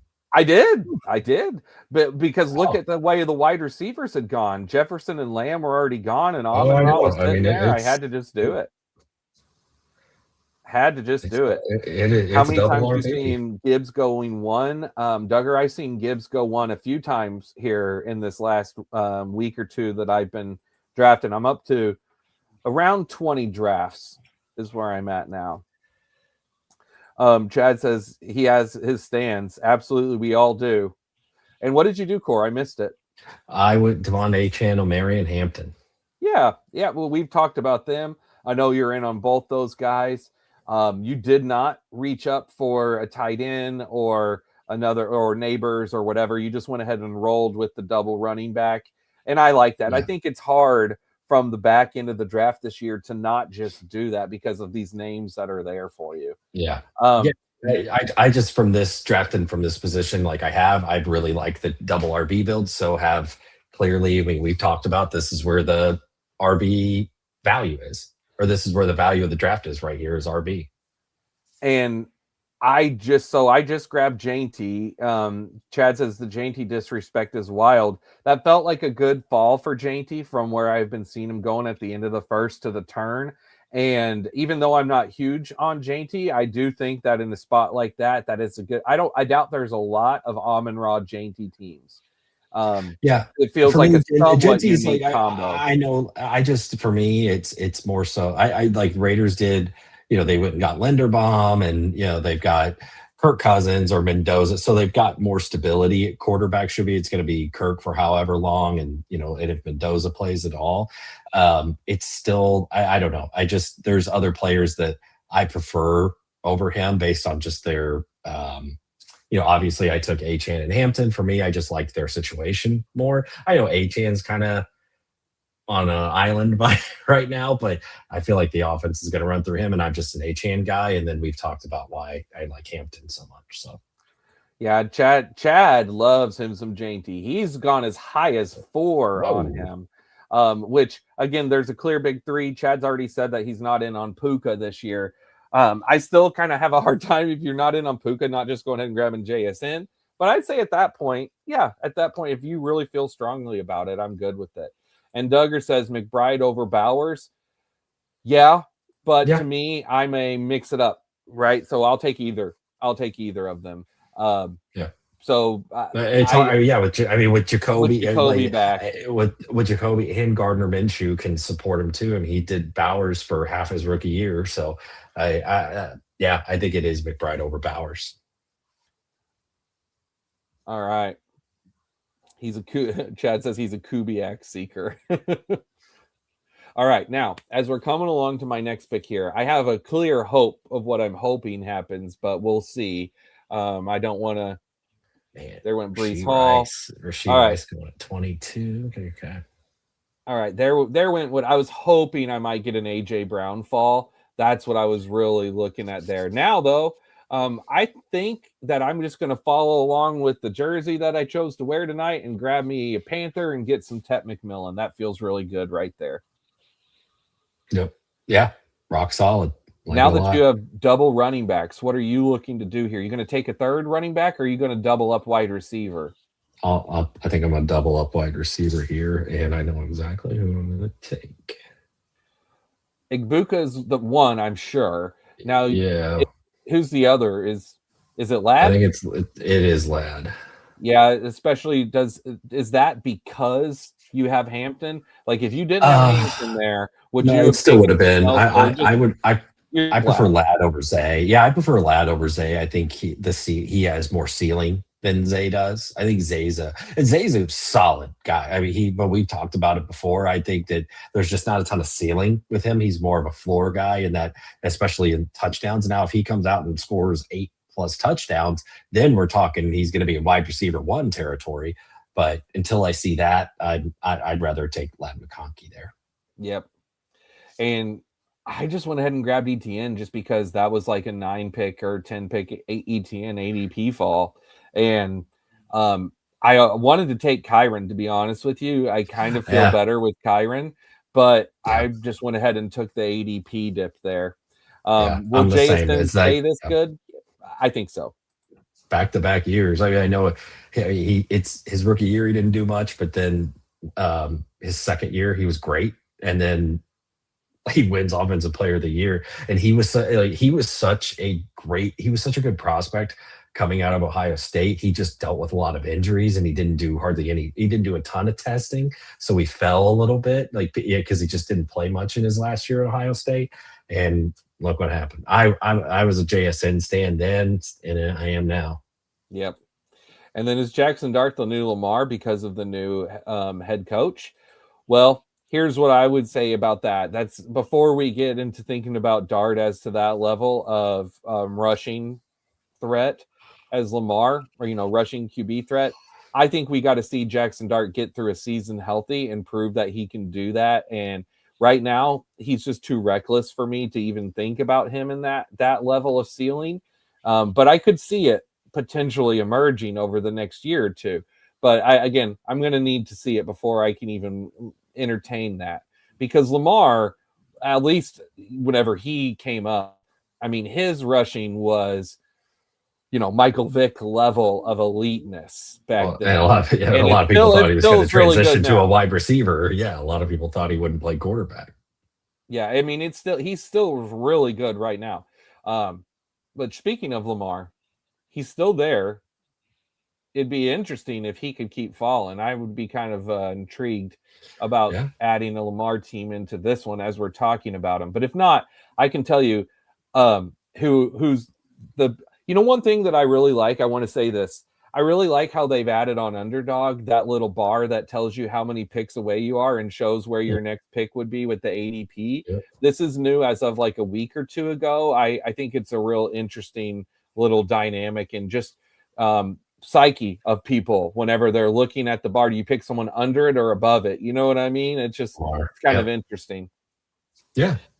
Now, all right, good. Woof. All right, perfect. I was about to say, if Montgomery goes, I've got to figure out a pivot spot. Yeah. Don't have to worry about it. David Montgomery, come on you're down. Looking at. Yep. Come on down. Just like I know exactly who you're looking at. That's what I'm saying. I keep drafting in the same dang position. Do it. He's your guy. This is a new tournament. You essentially have no shares of him right now. Who's the new Ravens coach, Corey? Jesse Minter. He's defensive guy. He's from the Chargers. Interesting. Do they have Scattabooty right there? And then, dang it. I can't stop. Every time I'm going to hear you say I can't stop so much. I just can't do it. Oh, Chad loves him some Scat too. The same thing with Scatabo. You see Caleb just went. Well, I have a easy choice here. Jayden Daniels, come on down. This is going to be one of my personal. I already can tell you, if Jayden stays at this ADP, he's going to be one of my highest owned quarterbacks, because this is a perfect spot where I can go 5 rounds of running backs, wide receiver, and then instead of having to worry about that, what do I do? In that rounds, like we said, 7 through 10. Now that I have Jayden, I don't care. I can do a 2 QB build. If I want to do 3, I can push it. I could wait until Shough. I could wait until Malik Willis, and then I could push it even further and still feel fine. So no, I love it. I'm assuming that Caleb went there because of the stack with the Dunze, but yes, Jayden, that's a great. I will definitely I'm in on Jayden at that ADP. In these drafts that I've been doing a lot, I'm going to max out this the little board. I think I'm at 12 or 13. I'll probably do another one after we draft tonight. But I'm going to max that out. And Jayden has been the one who I have the most so far. It just feels like such a great spot. Yep. FK Cooler says he has a lot of Daniels, May, Hurts exposure because they all feel underpriced. And I also don't like this range for running back, wide receiver. Yeah, if there is a running back dead zone, this is the spot, right? I grabbed Scattaboo for he was the last of a tier for me. And as you see, one running back in the last round. That's why I took Scattaboo, even though I already had my top 2. And so that was the thought process there. Yeah, so I'm right on board with you, FK Coolers. Absolutely. I don't know the one that I'm not. I will be all in on Hurts too. Hurts, I also am I like Jayden Daniels more than Hurts, but I like Hurts a ton as well. I don't know if I'm there with Drake May. I don't know. I feel like last year was we got such a good return from him at such, I just don't know. It feels like a trap taking Drake May here, but I still like Drake May a ton. I'm a big fan of him though. I think in this order he's appropriately priced. I don't think he should be above like a Jayden or anything like that. But I think where he's going is probably appropriate. Yep. Well, oh man, I was about to be a pick away from an incredible Alec Pierce ADP fall. So I do want to go back to wide receiver here, and it's DK or Micah Wilson. I think I'm just going to stick with DK. As much as I loved Micah Wilson last year, this feels like a really good spot to grab DK as my wide receiver 3. And I feel good with it.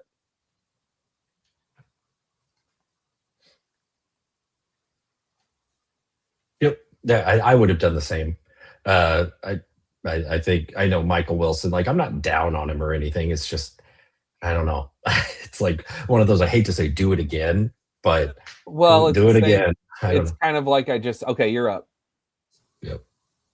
So, but yeah, I'm sure. Well, I'm not going to let you just do your thing. There's the first one. I knew that was coming. What's the second? The second one. I think I am going to do the Michael Wilson. There it is. So and it feels better gambling on it there whenever, DK and Jacoby are already gone. Now, did you give any consideration to double tapping QB? Double tapping? There? Yeah, I did. Yeah. That's what I thought you may do. I didn't want to say it. I wanted you to kind of come, but that's what I was thinking there for you. I just thought, I just at this point, I mean, I guess it's not terrible, but I don't know.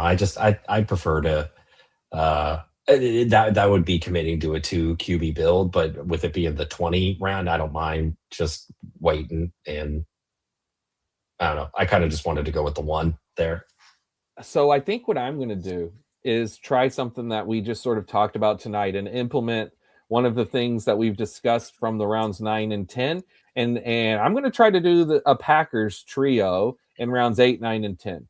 I'm going to take Kraft now, and then I'm going to hope that I can get Love and Golden, or we'll just see, right? You should have said that out loud. You should have told me.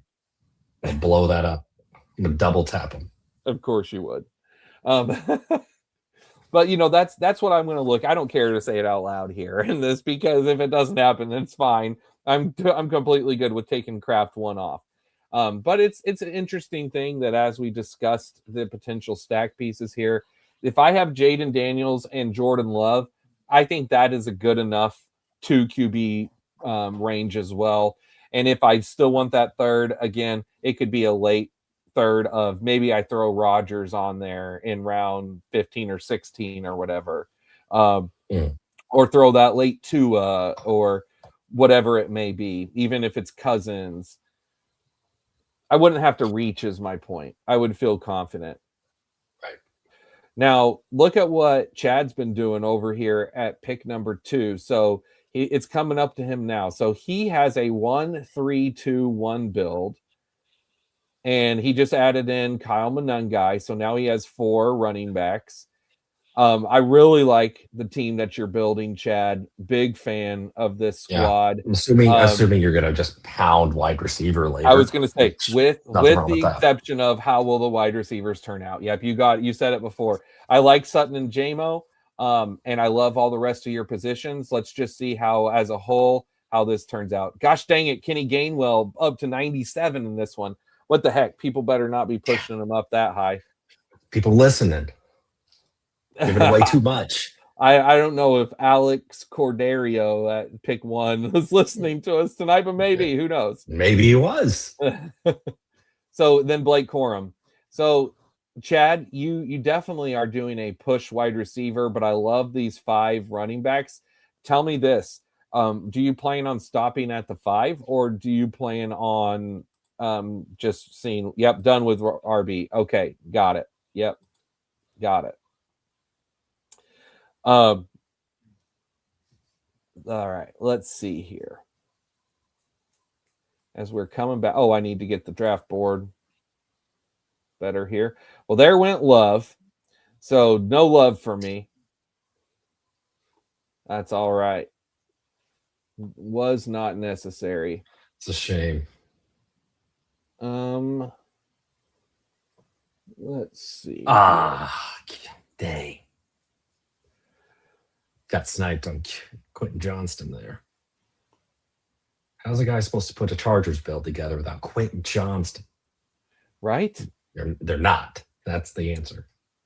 So here's these wide receivers that we talked about tonight, Wan'Dale or Jayden Reed, but Pittman's there. Do I want 2 Steelers? I don't think so.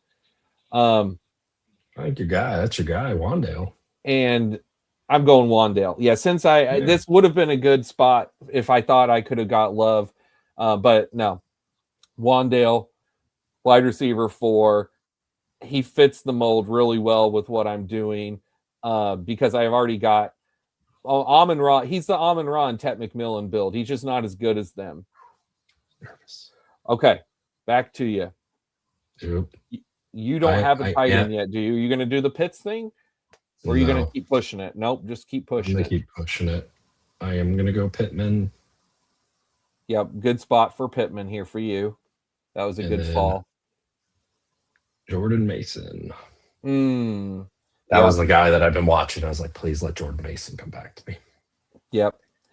Well, we'll see what comes here to mine. If I look at running back, it's getting rough, isn't it? Well, so here's the thing. Shough. So here's the thing.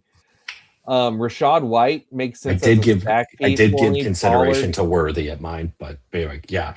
Pollard is there, which we just talked about, and I was saying I'm not that. This is a good. Yeah, I'll just do Pollard. I've already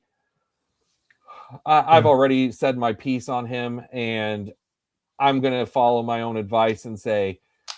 Actually, my own advice earlier was to stay away from him until after the draft, so I shouldn't have done that. But oh well. Now that I'm thinking on it, I just, he's just one of these pieces. Round 10 seems like a good spot as a RB4. There's just not a lot of risk in that pick. Now you had mentioned Shough. We'll see what comes back around here. I didn't feel like Shough already went. He went. Shough went. Right that's what I said. Yeah, and I did give consideration to Worthy again right there, but I'm going Pittman on that one. And both of us are pushing our QB2. Well, buddy, we just hit the halfway point. I've got to make a quick bathroom run. I will be right back, though. Let me mute this for a second. Yeah. He's pooping. Has to be. Guaranteed. Yeah. Let's see. Well, actually, I probably should pay attention to my build right now. That would make a lot of sense. 1-4-5-0, pushing tight end. I'm usually a push tight end guy. And last year I felt like I hit on Jake Ferguson was my highest drafted tight end last year. So definitely hit on that one. But Spencer was a big Trey McBride guy last year. And that worked out very well for him. And then now we see, look, there's been a little bit of a tight end run here. So maybe I am a little screwed, but we will find out. I think there's still plenty of names on there, in my opinion. Ooh, Malik Willis. I love Malik Willis as a QB2. It's going to be so hard to not click his name all the time. Speaking of QB2s, I probably need to start looking at that.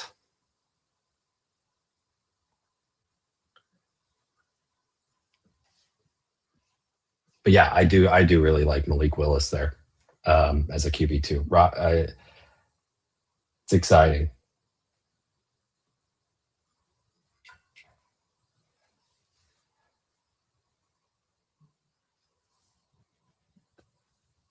Let's see here.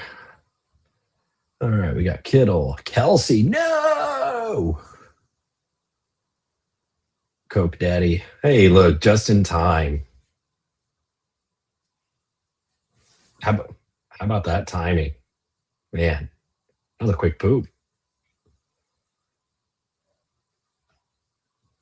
Yeah. I was just saying, how about that timing?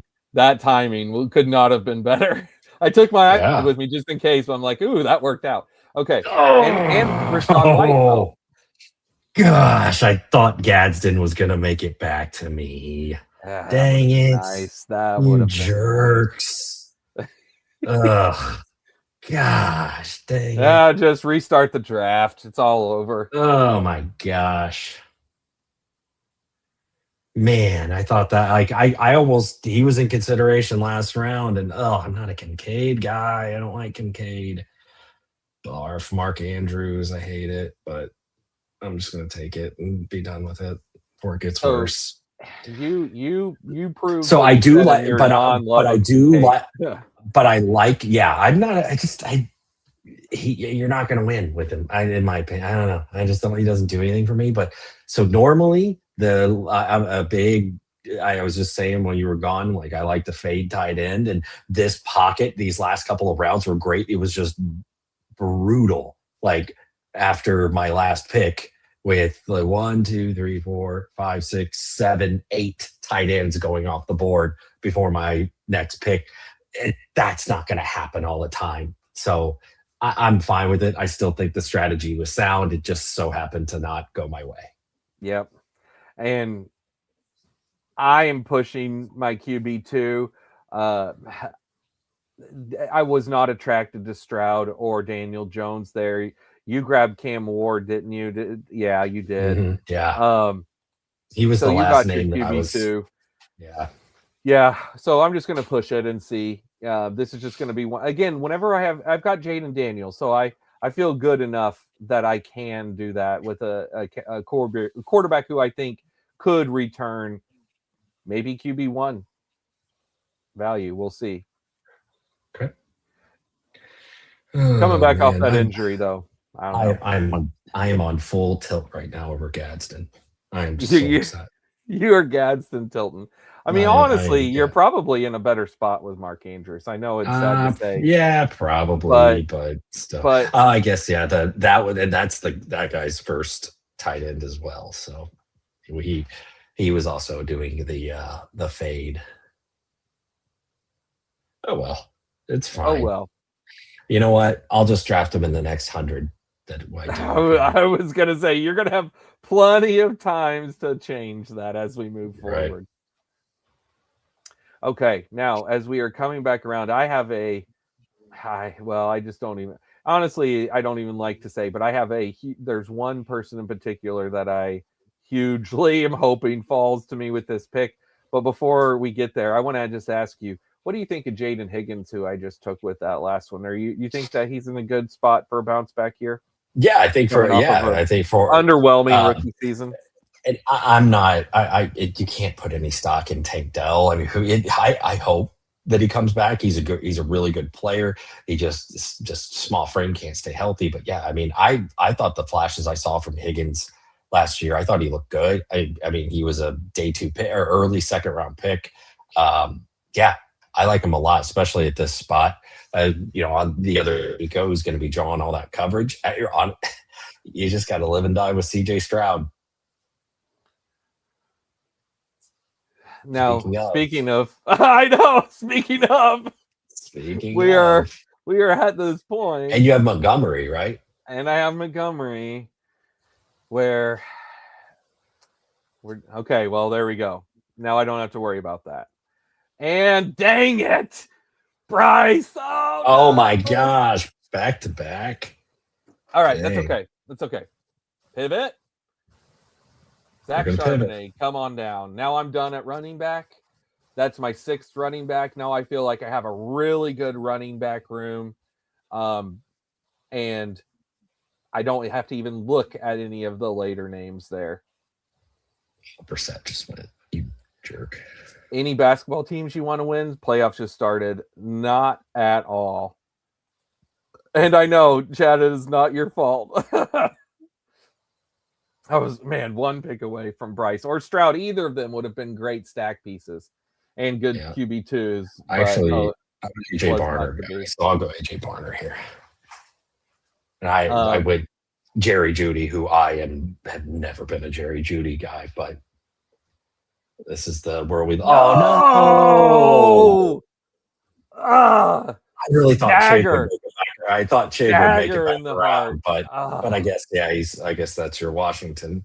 But yeah, Chig that was one I definitely wanted. Here you go, Teoscar.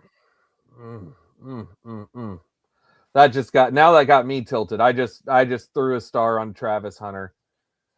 Oh man, those last two right before snipes of Bryce and Chig just killed me. It's all right though. It's all right. You just pivot. It is what it is. I'll have some options. This is a cheap draft. It's no big deal. But man, that stings because that would have been perfect. I was really wanting Chig there. Man, I'm glad I'm not you. That's for sure. All right. Now as we're moving back around, let us see what Chad is doing. So his last couple picks, he went with Malik Willis and Geno. So he's got three nice QBs now. I gassed him up about Malik while you were gone. I really like Malik Willis, QB2. And then he went with the KC Concepcion and then Rashid Shaheed. So yeah, you're building a really nice squad here with the 3-5-4-1 build. I had talked about what the wide receivers will be. I guess my only thing, Juwan Johnson, that's a good pick too. My only thing with Rashid Shaheed is I guess that I personally would, again, this is just a preference thing, but I would feel more comfortable if he was my wide receiver 5-4, because whenever I think of that 4, I think of someone who can factor into flex, and I just don't see Shaheed being someone who will a ton. But it's all about the spike weeks. Yep. As I say, if you're going to take him in a format, best ball's the best one to do it in. And I've been taking Shaheed for years in this format. We have not discussed much of AD Adonai Mitchell, but man, I love the Adonai Mitchell pick there, Chad. I'm going to draft a good amount of him. Cory and I, we even talked about this at the end of last year and saying that, man, I can see next year one of my sneaky late guys that I'm looking at being Adonai Mitchell. Separation King, Adonai Mitchell, that is. Yeah. How do we know that the Chargers will handle? How do we know the Chargers will handle Max Crosby cap problem? I'm sorry, Chad. I don't get that. Cory, what is he talking about there? Max Crosby's not on the Chargers, right? He is not. This did not happen. He is okay, a Raider. I was making sure that nothing happened that I did not know about because I figured I would have heard. Okay. Nope. He is a Raider. Well, Dalton Schultz is there. This would have been really nice had I had CJ Stroud, but yeah. Let's go ahead.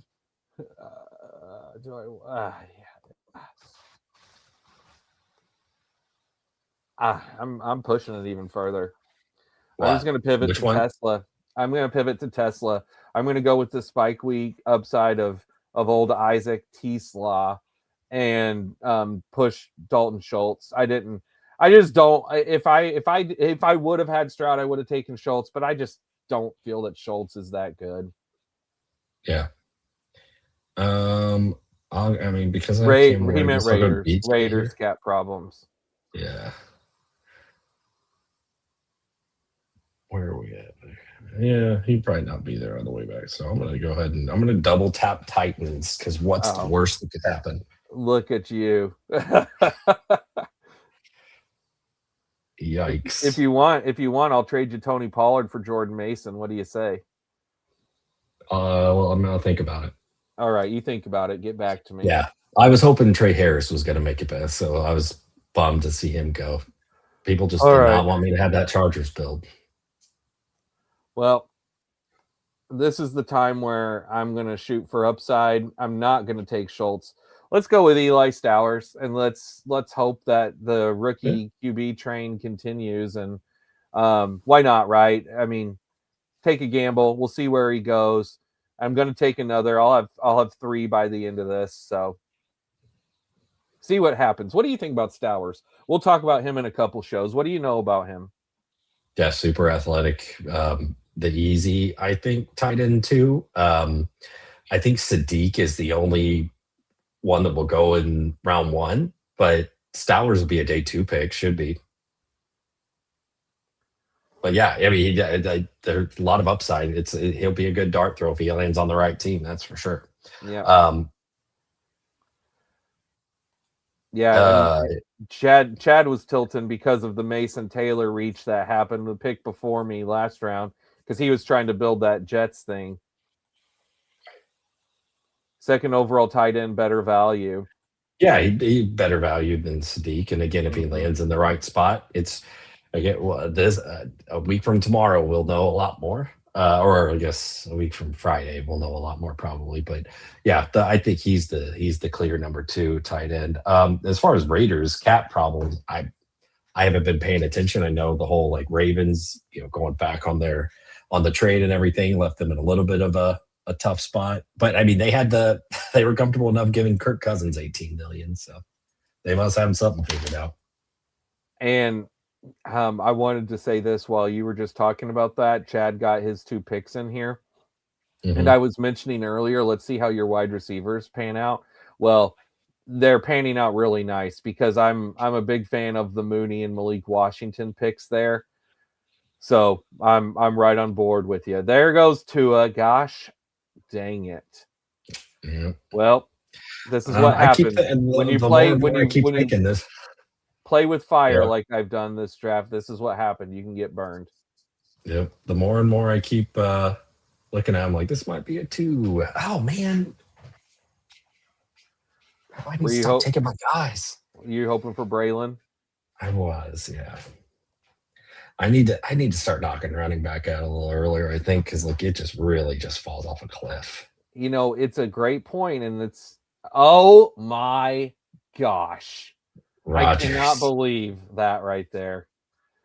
Oh boy, this is gonna be fun. Oh boy, Jayden Daniels. Yeah, I'm pushing it again. Let's go double rookies. Let's go with old Brazel 2. Yeah, I have to decide what Brazel 2 can do. Brazel, yeah. Mm-hmm. Yeah. All right, let's see. I need a running back, unfortunately. I don't like it. I don't like it one bit. And Chad, don't you worry, my friend. That's the come around here. And if I get screwed on the come around, these guys, they've got 3 and 4 quarterbacks each. I know, and that's I've got 2. So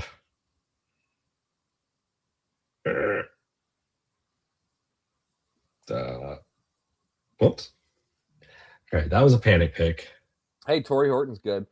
But I know Kirko makes a lot of sense for me if I want to go 3 QBs, but I might just not do that. Spare me, please. Yeah, I will. God, I keep taking Jayden Blue. It's going to blow up in my face, but it's just, you never know. I like your early commitment to him, though. I really do. Yeah, the guy, I liked him last year, and obviously he really disappointed, but Javonte, they signed him to. So, I mean, he's the clear number 2 behind Javonte. Well, as of right now, who knows what they'll do in the draft. So if they draft another running back, then Jayden Blue will not be drafted by me probably much anymore. But I don't know. I like what I saw. I liked his burst. I mean, he's a home run hitter potentially. So, all right, Kirk Cousins, come on down, baby. Old Kirko. It could have been a lot worse.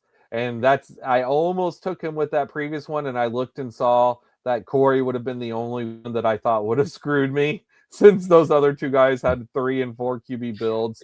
Thankfully, you didn't. So appreciate that. Saved the draft. Honestly, it really did. Chad's not so into Jayden Blue. What bad news are you talking about around him?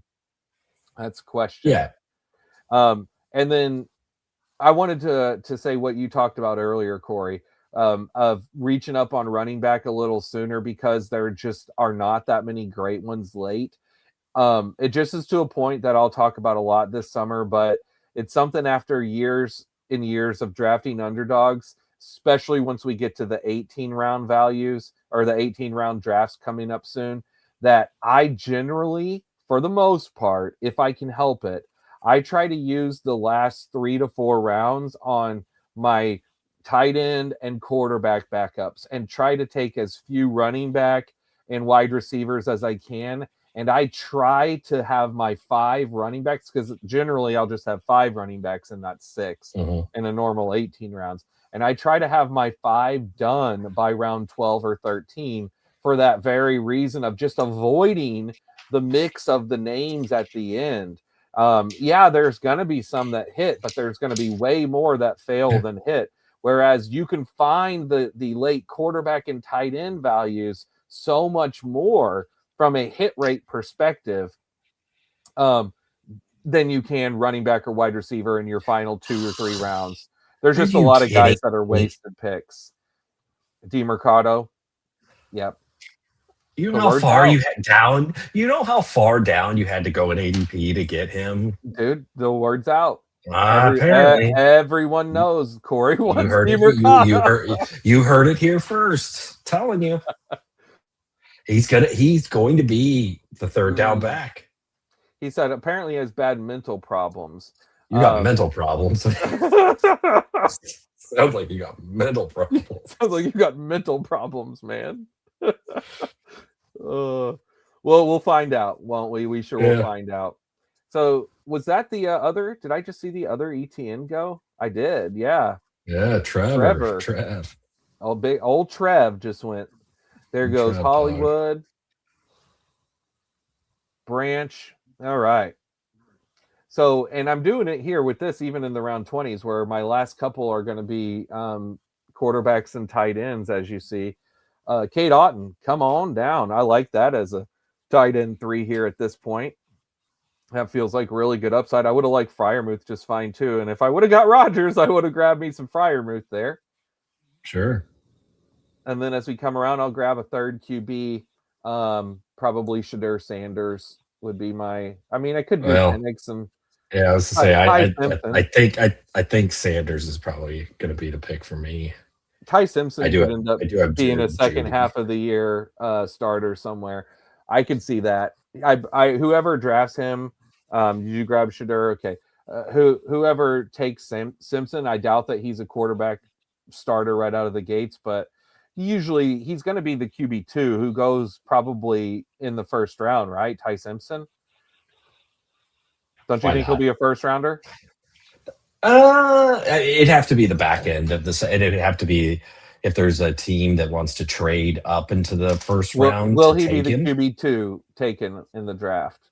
Yeah, should be. I mean, all signs point to it. He visited the Jets and they visited the Cardinals. So those are 2 teams that, like, Arizona's obviously not taking him at 3, but they could trade back into the first round, or he might be there for their second round pick.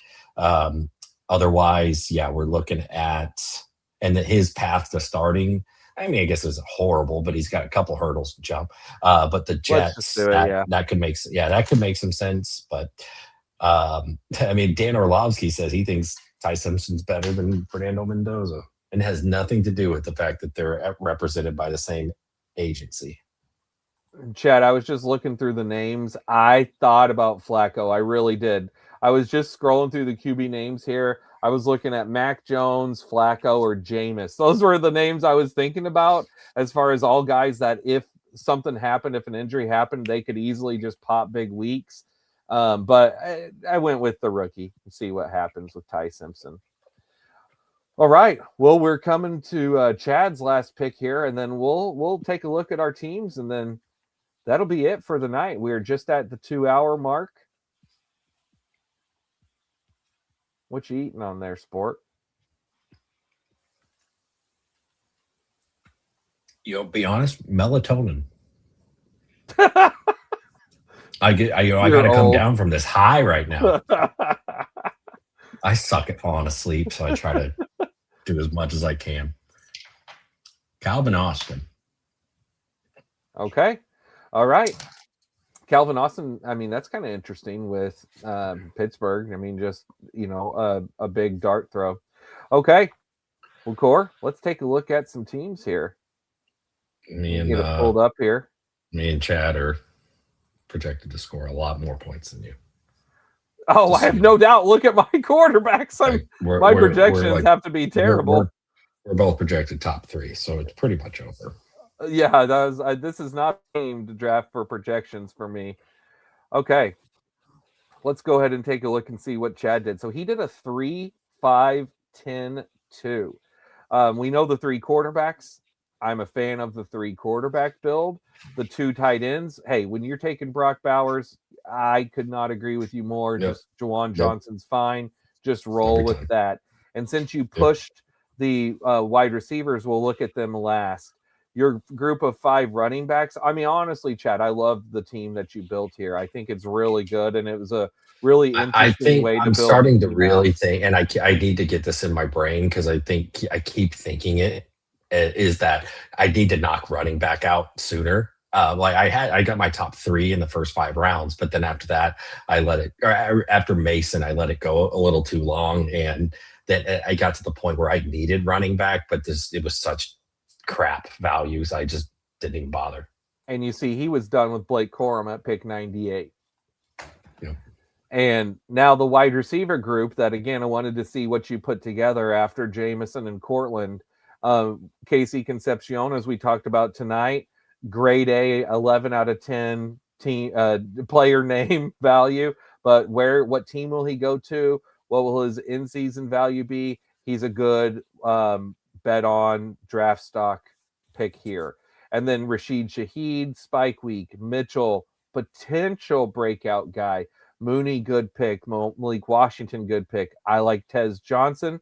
Jalen Tolbert with the Dolphins is interesting. Oh, Calvin Austin. I didn't even know this. The Giants. Whenever I said Spike Week potential, I didn't realize. So Calvin Austin's kind of the new Wan'Dale. Yeah, so because they brought in Mooney and Calvin Austin, they're getting Neighbors back, obviously. So I mean, and Darius Slayton still there, so hanging around. They've got a lot of deep guys. Really, really fun team, Chad.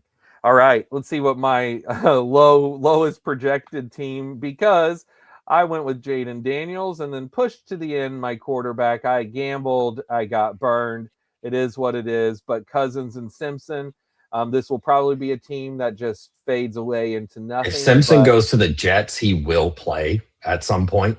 If Arizona, it'd be the last few weeks probably. But if he goes to the Jets, like they'll pull the plug on, honestly, Aaron Glenn and Geno Smith like that. And then we'll see. So we'll just see what happens. And then my tight ends, it's the same thing. I really like, as we've talked about, Tucker Kraft. I like him as the one. I like the fact that he gives me the top tight end potential return. And then Stowers gambling on the rookie. And I think Kate Otten was a great pick at the very end of the draft.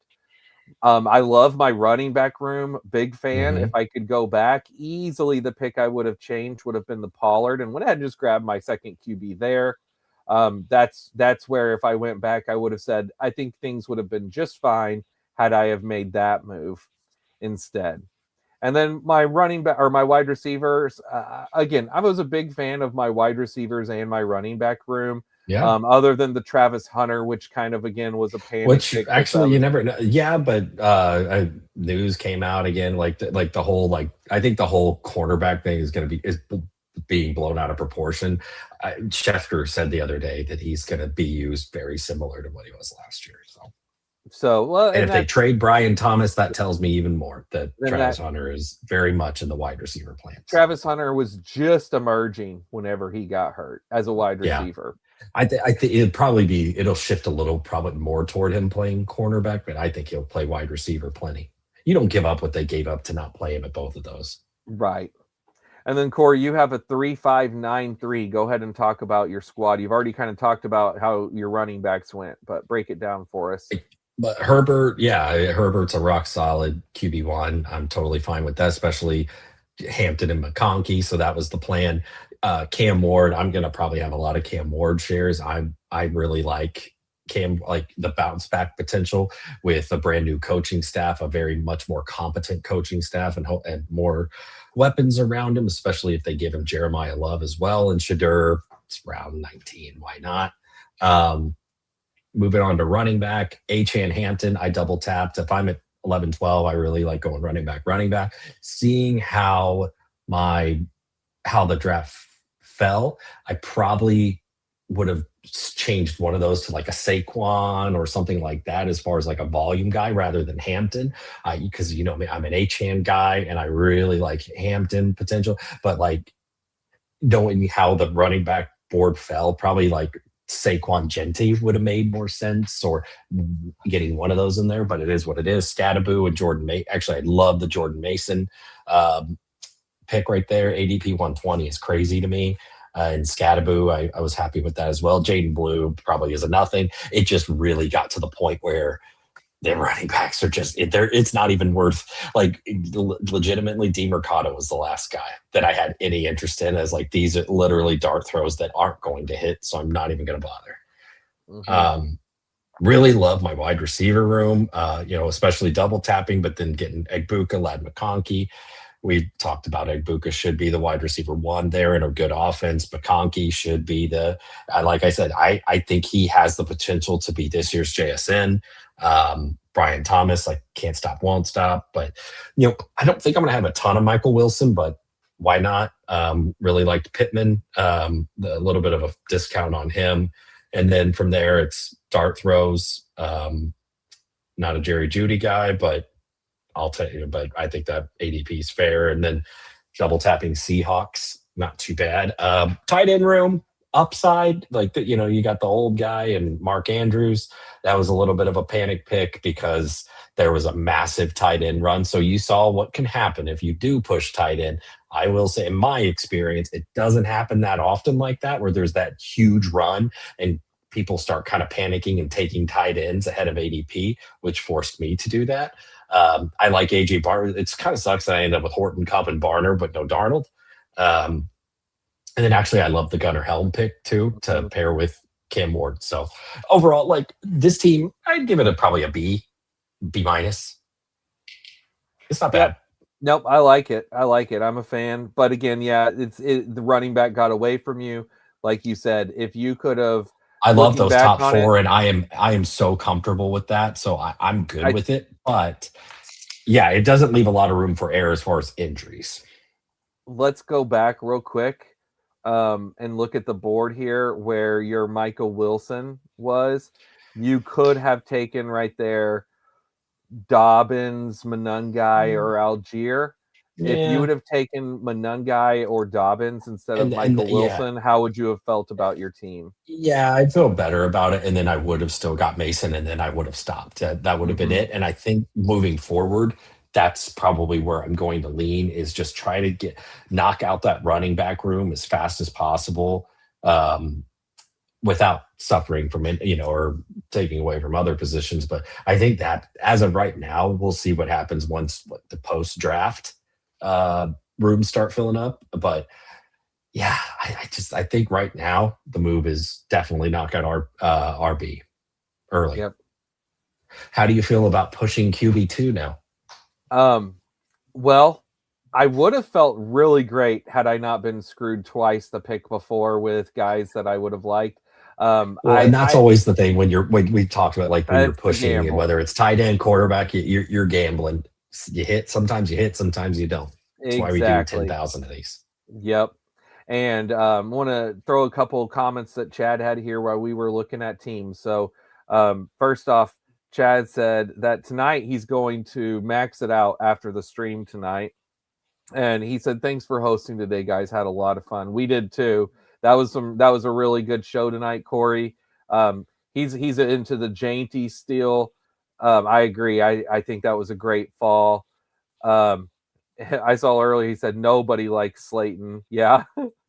Mark Andrews is sold TD this year, could be good, and Goodroom Helm will hit. Yeah. But this is the big thing, Corey. Scatabo will save you. Scatabo, like that's the pick that after that it's house money. Like, I can't Scatabo. Like, who cares what I do afterward? I honestly just almost logged off. Let it auto for me. That's right. And then this is a good point. He says he likes Harvey so much because he's usually his fourth running back. And that's fine. Harvey just got gassed up so much by certain pundits and tricked people into thinking he was going to be this RB1, and I didn't buy it, and I was right.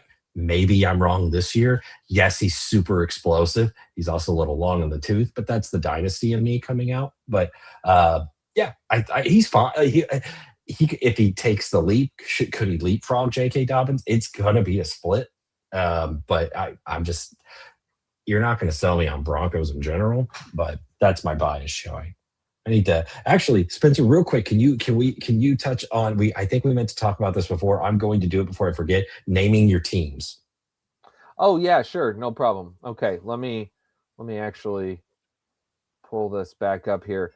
So this is something that I have done for years now, and I tell Cory and Duggar all the time to do this. Duggar refuses to do it out of spite, other than like the occasional funny names that stand out to him. But whenever I finish a draft, so if I go to results, I haven't updated today yet, but let me go ahead and show you. So, actually, I remember they moved where it is. So completed. Yeah, I hate it. I'm going to tell. They're our partners now. I'm going to tell them, hey guys, we got to fix this. They just made this change. So this is what I generally do, as you see, whenever I draft. So I have my own little system for naming teams. For each tournament, I put which team number that is in the tournament for me. I put what pick I have, what build I made, and then the date. If I draft with someone, like if you see here on this first one, that was the little board. I also put with CL, which is Cory's initials. And then I put DA because this was a Draft Addict stream that we did.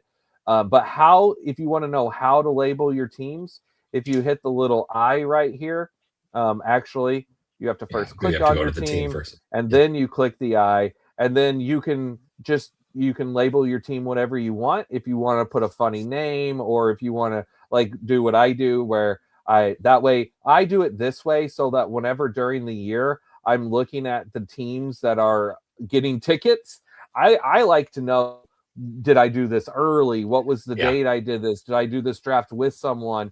And instead of having to, research that, it's just a quick little visual for me.